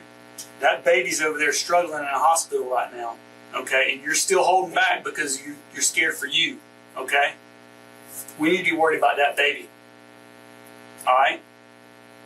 I'm going to give you one more opportunity to tell me what happened, okay? And then I'm going to let the doctors tell me what happened. And then you're going to look like a monster for sitting in here lying to me. What happened to that I baby? don't want to be a monster. What's that? Well, then tell me what happened to that baby, because that is not what happened to that baby. Tell me what happened to that baby. And this is one last chance, because I'm not going to sit here and go back and forth. What happened to the baby? The detectives don't hold back. They lay it out plain and simple that what she's doing is selfish, even monstrous. They urge her to show exactly how she handled baby Cooper during his cries, demanding the truth in his name. But Barbara stays in character, forcing the detectives to change their approach. And so they dropped the hammer and laid out Cooper's current condition and CAT scan. Tell me what happened to that baby. I know it's hard, Barbara, but we need to know what happened to that baby so we can help it. What did you hit that baby's head on? Yeah. There's actually a dent beside where the fracture is. A dent? Yeah. Yeah. Like an more consistent with than a. Okay? So again, I'm a mother. I understand getting frustrated, okay? My child had earache after earache after earache and cried and cried and cried, and nothing would work to make that baby stop crying. So I have been where you are, okay? Being frustrated and trying to get that baby to be quiet, okay? I understand that you got frustrated. Again, did not crack that baby's skull almost completely from the back of his head to his forehead in 3 different directions, nor did it cause a dent beside that fracture. Okay? So, my partner already told you. Last chance. Last chance. You've got to show us exactly, because you understand that that baby may not make it. Okay? He's in critical condition in ICU. He may not make it. And what you tell us may help us. We need to let the doctors know exactly what happened to him so they can help save his life. Do you understand that? Yeah.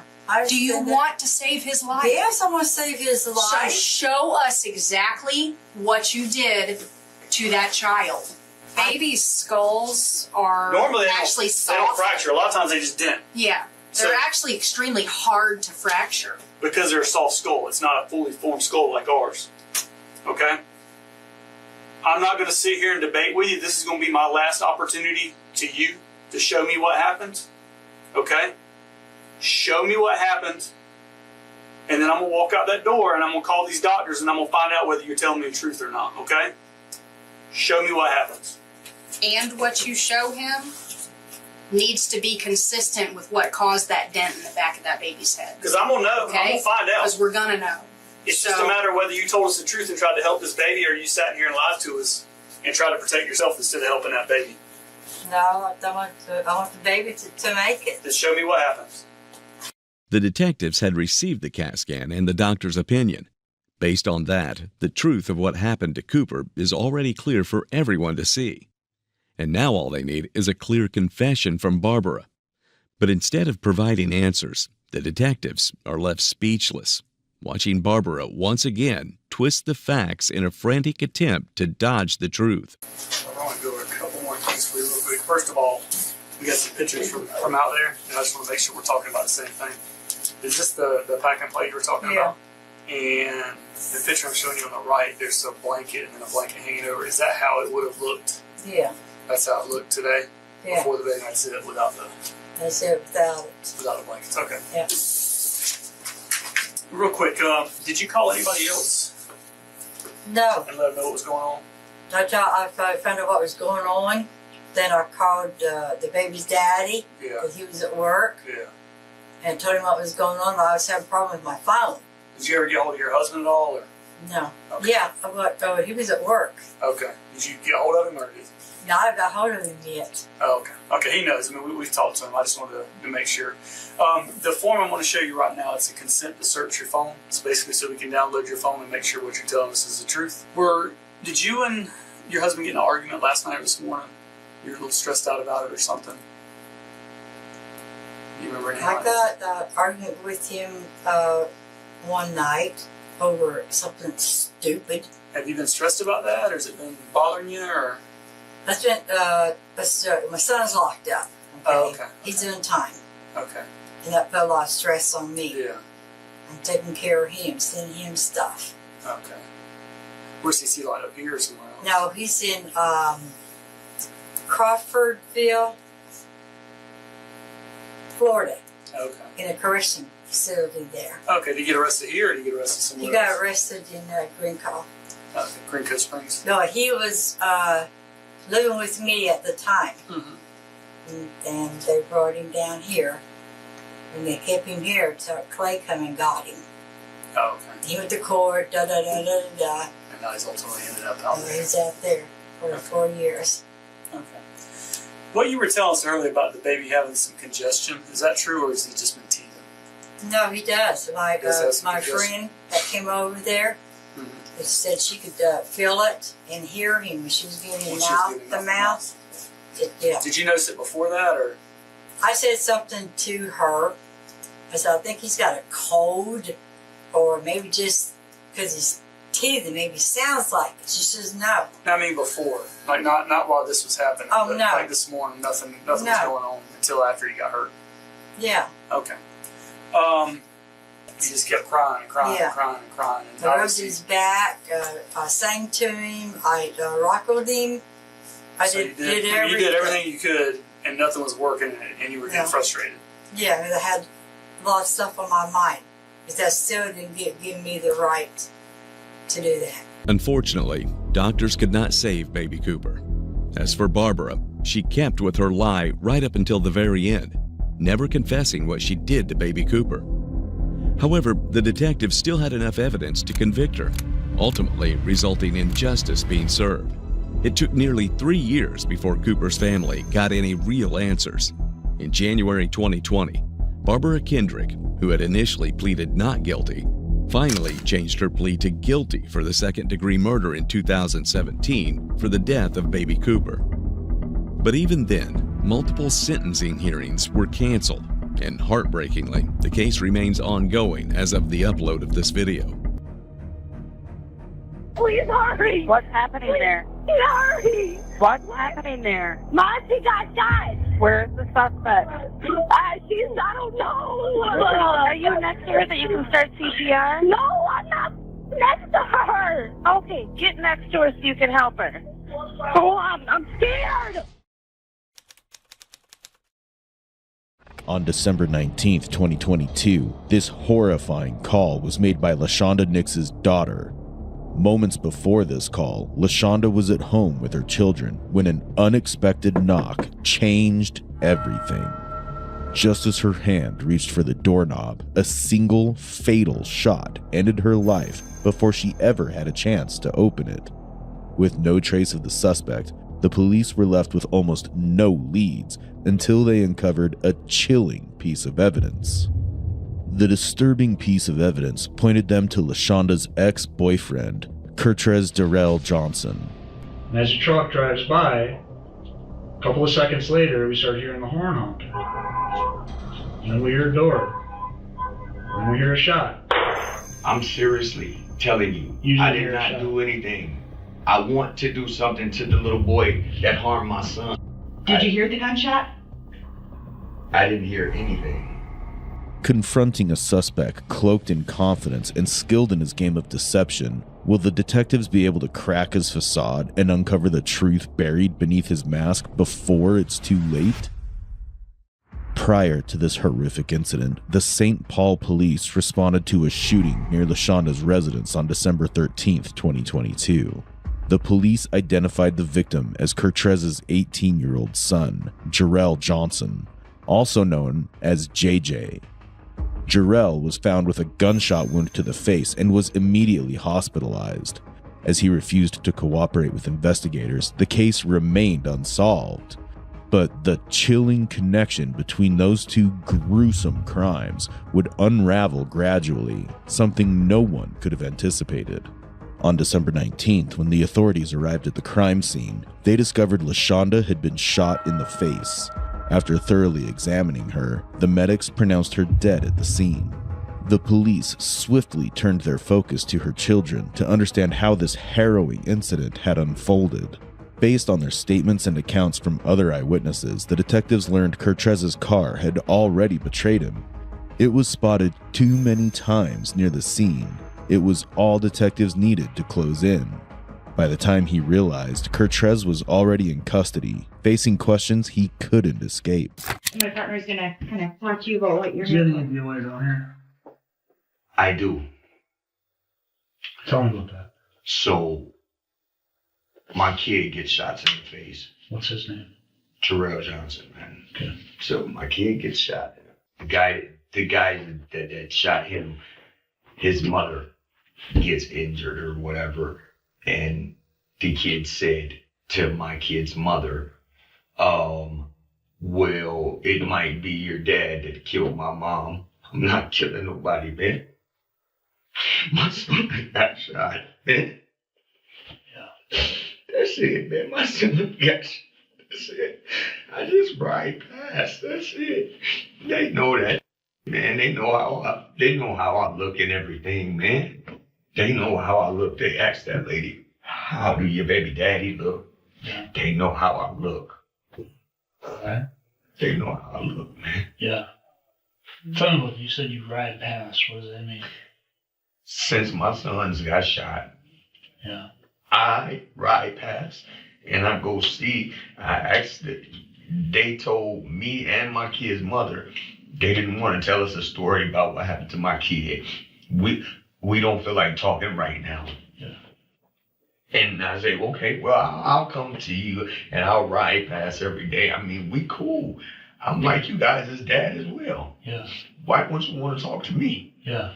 That's it. You guys know each other a long time. Yeah. They paid on my son's basketball team for 7 years, man. Okay. That's a chunk. Yeah. It's kind of weird that I'm here read the signs and stuff, and I'm like, this is some stuff, man, pertaining to kids, man. That ain't my lifestyle, you understand me? Is it not right to me? This isn't the first time that this has happened over there, right? My son's been shot once before in McDonough Projects from her house. Okay. Right. Their house gets shot up in Mount Airy. Oh, I'm telling my son every time, why would you hang with somebody that has brothers? You don't hang with 3 brothers, son.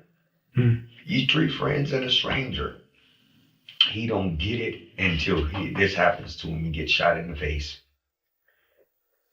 It hurt my heart to death. It hurt me and my family. But I'm not doing nothing with no lady, my man. I'm an adult. If I'm going to do something, it's going to be the dude that did something to my child. I still feel that same way. I want him to die before me. I want that. Yeah. He hurt my child. But I'm not going to hurt nobody, man. So I don't need to be at homicide. Okay. All right. You said you just drive by then. Have you tried to make contact with them there? Yes, we have. We got text messages and everything, man. Tell me about that. We text them and ask them the story. Who is them? Mari. Mari is the oldest son. Okay. She has like 3 boys, and they're all the same age group as my son. If you go on Facebook, this is what they said. They said, so we didn't know a story. Okay. My son he was so messed up that he couldn't talk for a while. Okay. So he couldn't say a story or he couldn't do anything. And right. I'm not with his mother.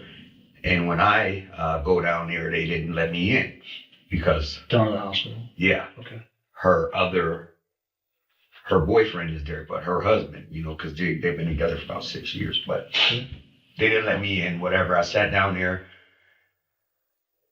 Me and the guy get into altercation. The husband? Yeah. Okay. And I go on Facebook. I'm angry. I'm upset. I say her name in on the thing and everything. I say his name as well. The next day, she contacts my mother, and me and her are talking without him. And she's telling me how she talked to him and stuff. And then I'm telling her, well, I ride past there all the time, and I see the little dudes standing out there. You know what I mean? I asked them, and they told me the same thing, right? I'm like, they gonna talk. He gonna ask you. Just wait till JJ come around. When JJ came around, the little guys, they keep texting him and stuff, right? And like trying to give him a story because Jarrell was supposed to be unconscious or something to where he didn't know what happened. So they're trying to give him a story. Okay. He says the lady come in and she keeps saying, is you going to tell him my son or something or giving him the story? And she said, I'm going to tell the police that you came here. Don't tell them that you got shot here or something. He was saying, right? Okay. And when you say the lady, who are you talking about? The lady who's telling. You said the lady's telling him to the say. lady. He said it's a lady. It's an adult at the house. Okay. As well. So she's telling him that don't tell the cops that he got shot here. There at that house. Exactly. That's it. That's all we knew. That's the only story he said. And I said, well, and like I told her, I said, my son doesn't want to tell the police. And she, I guess, wants to protect his reputation. That's not my plan, man. Kertrez, from the beginning, starts crying in an attempt to manipulate the detectives and gain their sympathy. His redirection from the actual event to revealing details about his son's incident is psychologically significant, as it may expose the real motive behind the crime. However, detectives face challenges as they lack solid evidence at this point, although soon the mistakes Kertrez is about to make will ultimately turn the tables against him. I've been shot here 2 times. I'm an important guy. You do something to me, you're going to jail, right? If I do something, I'm going to own up to it, man. I ain't did nothing right. And it ain't right. It's not right how Minnesota doing, man, because on Facebook every day, man, these little goons are making posters, man. They make my son, they head up, man. Forget about the injury, they head up too, man. His whole, it ain't right, man. So we got that, and I understand that. But now we got to talk about why we're here. Right? Exactly. You said you've been driving by. I drive. Tell me what that looks like. What do you mean you drive by? I ride past every one of the friends' house. Okay. And where are they? Where are the spots? Mount Airy. Okay. The little dude, he's on Case. It's a little guy on Geranium, 4 blocks up from there, possibly right. It used to be a Dairy Queen right there on Payne. It's on Payne Avenue. And you go all the way up, and there used to be a Dairy Queen sit to the left side. Mm-hmm. Yeah, on the other side of Maryland. Yeah, and they got shot at there. See, that's what I'm saying. I tell you. So what's going through your mind then when you're driving by these boys' houses? Tell me about that. The only thing that's going through my mind is they're like my son. I want to know what happened to my son, man. Sure. What happened to my son, my brother? Of those addresses, did you ever get out and make contact with anybody at any of those addresses? I get out. Yeah, I get out. I knock on the door. Okay. Tell me how that goes. Sometimes I talk to the little guys, and sometimes no one answers. Lately it's been pitch black. Right? Every time I go over there, it's just all the lights out.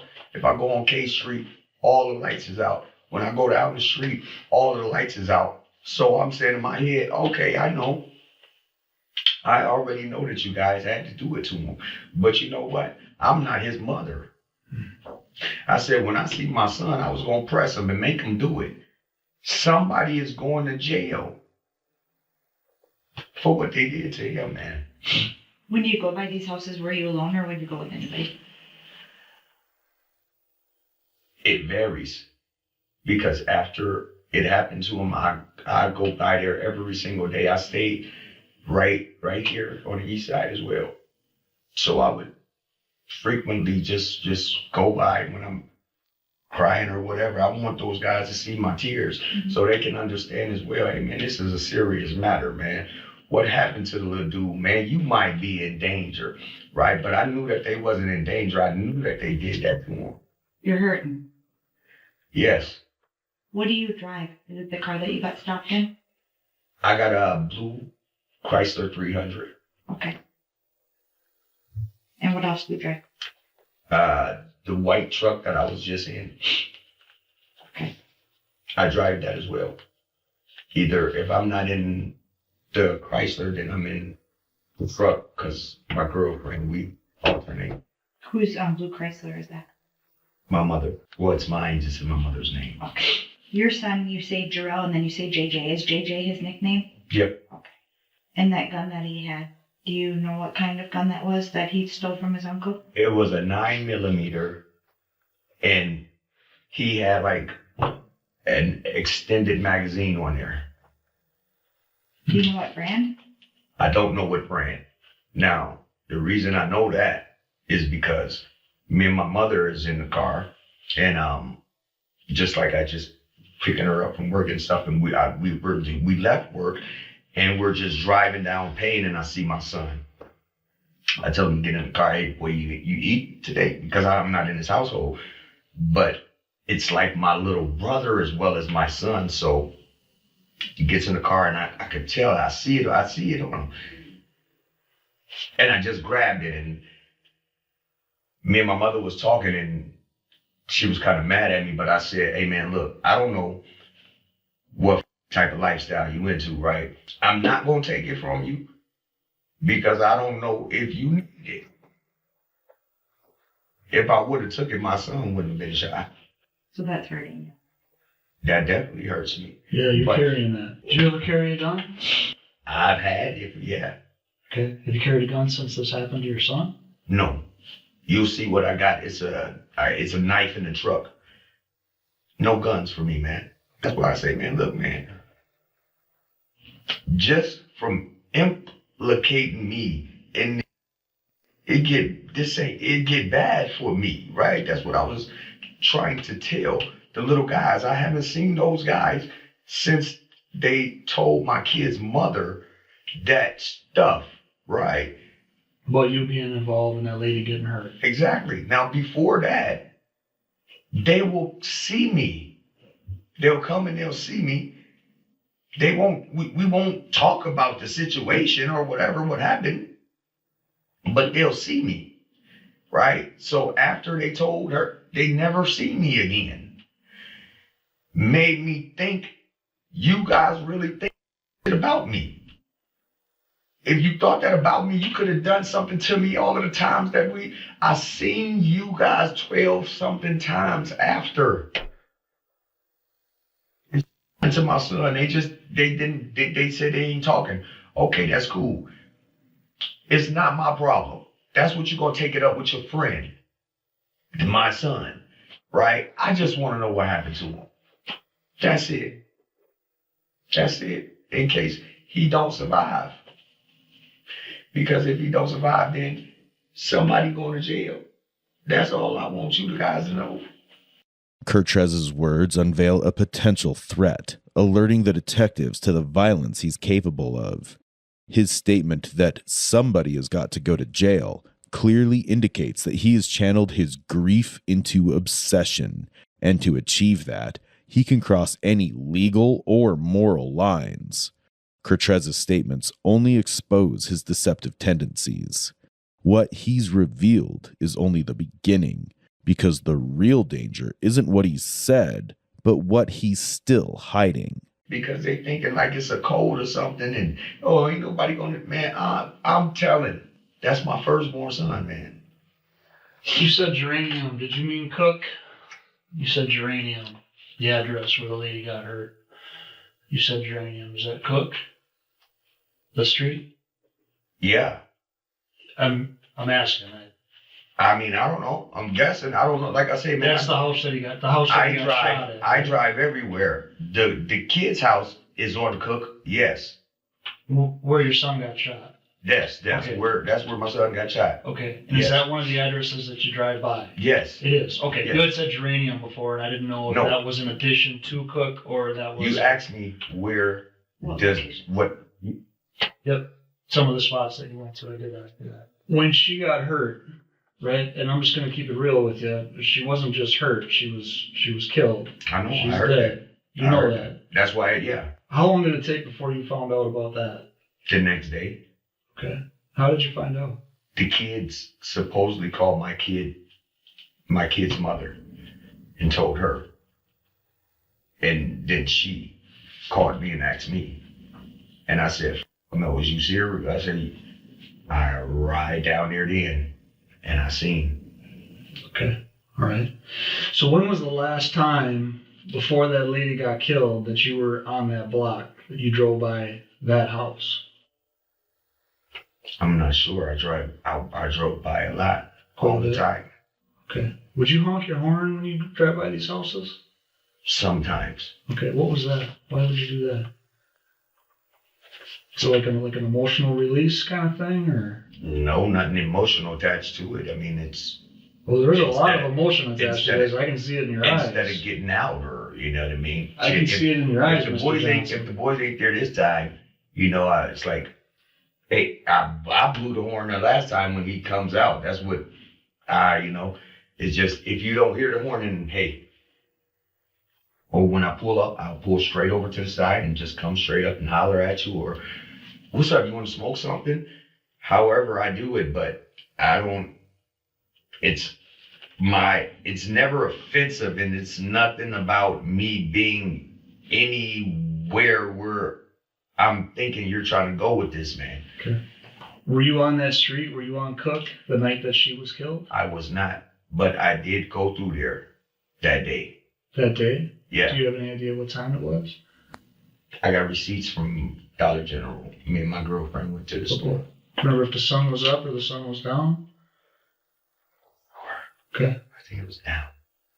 Sun was down, so it would have been dark? Yeah, it had to be dark. Okay. And that General Dollar is the name of it. I'm familiar with it. That's the store that's right next to the house? Yep. Where she was killed? Yep. Okay. And you and your girlfriend were there and purchased some things? Yep. Okay. Not sure if sun was up or sun was down. Do you remember what you were driving that night? I wasn't driving that night. Okay. She was driving. She was driving? Yeah. Okay. And then I was with her, and then I went over there and seen if they were there. And I talked to some little dude, JJ. You know, it's a JJ. It's another guy that name is JJ, like my son, and his father's name is JJ. Okay. This is the guy that stays on Different address. Case. Okay. At this corner house where the little girl got killed in the basement. So I know whose house that is. Yeah, I do too. Exactly. Yeah. Bad house. Do they still live there or no? Yes, he still lives there. His son was the one that snatched the gun. See, so that's why I said those guys, everything was together. So when I ride around in a circle, in a loop. Okay. The whole little basketball team that my son used to be with, I just ride just to see what they're gonna do to me. See, because if they did something to my son, then they're gonna shoot me too, right? Okay. That's all I've been on. I've just been trying to protect myself. Those guys even dare you. Dude, I'm around like. Protect yourself with a knife if they got a gun and you're driving. No, I'm just talking about being alert. Okay. Being alert and being aware for my life. But I am not worried about if I gotta go, I'm gonna go right then. But I think my knife will do damage. It's a nice knife, but hey, it is what it is, man. Kertrez is oblivious to the fact that the detectives have already found several CCTV recordings placing him at the scene on the night LaShonda was murdered.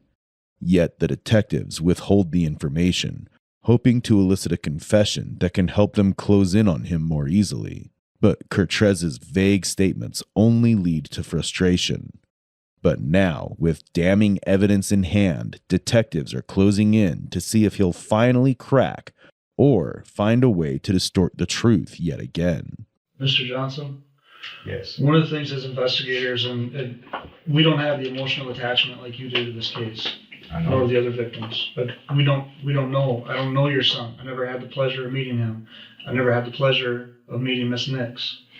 All right? Well, what I am going to talk to you about is, as investigators, what we're afforded. Right? Yes, and sir. a couple of things that we're afforded are cameras.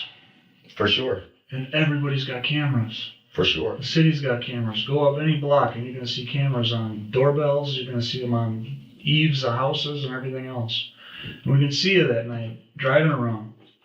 Just like you're saying. Big loop. You didn't see me driving around. Who else is driving that car? Me or my girlfriend. Mm-hmm. Somebody else in the house, but just me and her basically. I'm not gonna play the games with you to where you think that I'm telling a story or something. So me or my girlfriend. That's it. Those are the two people that have access to your car. Yes, sir. Okay. All right. I'm going to keep it real with you. There's cameras right on Cook.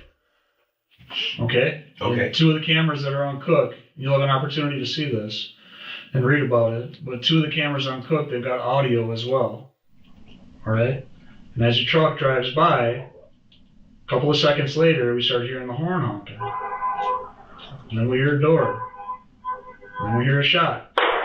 Okay? Okay. And then we see your truck pull out onto Payne Avenue from a nice little camera at the pizzeria. Okay. Help me understand that. I don't know. I don't get it. I don't get what you're trying to tell me to understand to you. I'm telling you exactly what we're seeing, and I'm asking you to explain that. Okay, you've told us that you drive in circles, you go around to these different young boys' houses, and you tell me that you honk the horn and everything else. You tell me that you and your girlfriend are the only ones that drive that vehicle. Yeah, I talk. Yeah. Okay? Yes, sir. I'm telling you exactly what we're seeing. I'm asking for an explanation, trying to understand. Okay. I don't know when you actually talking about. I'm talking about the night Miss Nix was killed. Like I said, it's been so much that's been going on. And I ride by those kids' house, numerous, right? On a day, every day, right? So I don't know I can't give you an answer to that because I'm not sure, right? Okay. When I'm there, when I ride around and stuff, these little places, like I said, I don't know what's be going on, what's gonna happen or anything. So I just be riding, blowing. Everybody know this is JJ Dad. Hey, hey, hey, hey, hey, hey, hey, hey. Hey, this little boy. That's it. I don't know about anything else. I don't know about no shots. I don't know about no murders, no anything in that nature, my brother.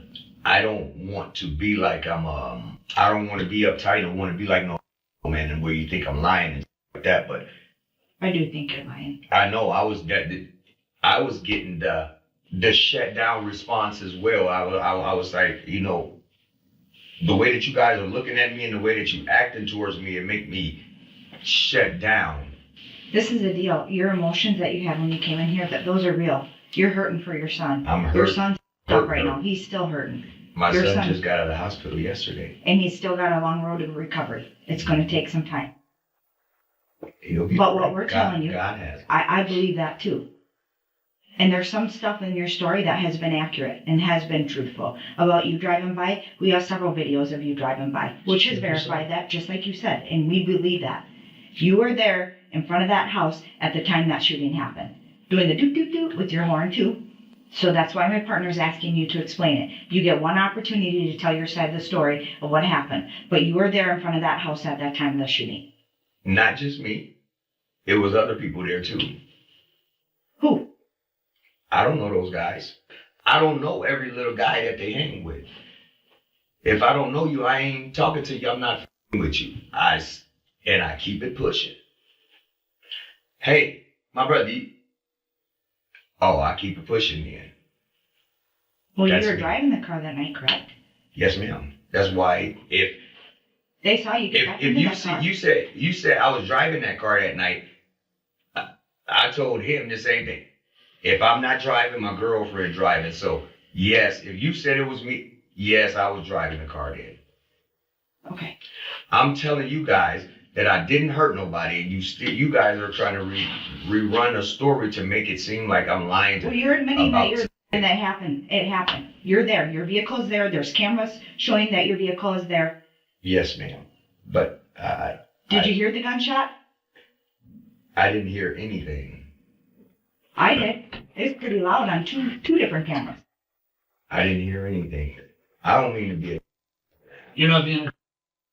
All right, but you also have to understand. I mean, put yourself. Let's switch roles here, right? Put yourself on this side of the table. I did. I know. That's why I said. I know. You know what I mean? I know. It looks what you're telling us. I know it looks bad, but you were pissed off. I can't cooperate with you guys' story as if I'd done something. You're angry that this has happened. I didn't do nothing. The detectives cut through Kertrez's veil of grief, pressing him to face the facts. When he doesn't crack easily, they tighten their grip with irrefutable evidence. While the detectives wait for him to confess, Kertrez turns out to be more deceptive than they have imagined. He resorts to the manipulative deflection technique, trying to make the truth seem just out of reach. But the detectives, now certain that he's lying, are ready to shatter the illusion he's clung to, the illusion that he's outsmarted them from the start. Man, I didn't do nothing, man. I'm telling you that. Who did You it? didn't hear a shot. I'm seriously telling you, You I didn't did hear a not shot. do anything. I want to do something to the little boy that harmed my son. Did you mean I to do it to him and you hit her accidentally? No, ma'am. No, ma'am. No, ma'am. Mr. Johnson, the look of surprise on your face, you gotta be kidding me. You're a smart guy. You hear the words that are coming out of your mouth? You're putting yourself on the block, right, honking the horn at the time of this thing, and you're telling us you didn't hear a shot. Are you on something? Are you a drinker? Do you use any drugs? I mean, is there an explanation for this? Help us understand this. That's all this is. I mean, help us understand it. The understanding is I didn't touch anybody, my man. I didn't touch anybody. We didn't say you touched somebody. I did not touch anybody. I did not do anything. I didn't shoot any guns. You'll catch a knife in my car. I don't have any guns at all. I'm trying to be as honest and straight up as front. You are with to a you portion and then you stop when it with gets you down to guys, the truth. because This is your chance to get it off of you. You have to understand these kids recognize you. They know who you are, just like you know who they are. yes, I know they've been with me. So they seen you as you left out of there. They've been with me for 8 years plus. Okay. So these kids, like the little other JJ kid, he would know who you were, or the other Yes. the kids that live there. All of them. You don't think that they didn't see you leave from there after their mom was shot, Miss Lady, killed on the ground right in front of them, and her grandbaby? I didn't kill nobody, man. I didn't kill nobody. I tell you that. That's You're right. Okay. Tell us what happened, Mr. Johnson. That's what happened, sir. You haven't really told us anything, though. What do you mean that's what happened? That's what I did. What did you do? I just drove around. Just drove around. I just drove around, man. Okay. Just In your mind's eye for me, get on Cook like you're driving up to the street, you're driving up to the house, right? Tell me what you're seeing, tell me what you're hearing, tell me what happens. nothing. Nothing at all. Okay.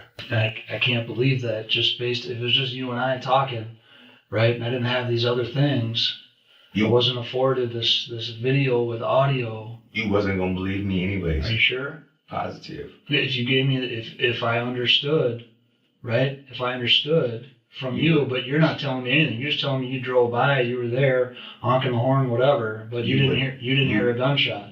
You would never understand. Try me. I did what you would do. Okay. And you guys put me over here and interrogate me and try to give me a story that you make up for me. When I told you what happened, I told you about my son being like that, right? You did. You guys ain't. Despite Kertrez's persistent denials, substantial evidence linked him to the crime.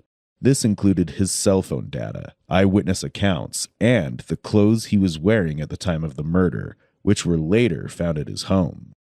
These pieces of evidence placed him at the scene on the night Losando was killed, ultimately leading to his arrest in December 2022. Still, one question haunted the investigation. How could someone carry out such a brutal act for revenge and truly believe they'd never have to face consequences? In December 2022, Kertrez Durrell Johnson was formally charged with second-degree intentional murder and illegal firearm possession due to his prior 5 felony offenses. On September 11, 2023, the jury found Kertrez guilty on both charges. In May 2024, Ramsey County Court Judge Laura Nelson gave Kertrez concurrent sentences of 35 years in prison for second-degree intentional murder and an additional 5 years for possession of a firearm.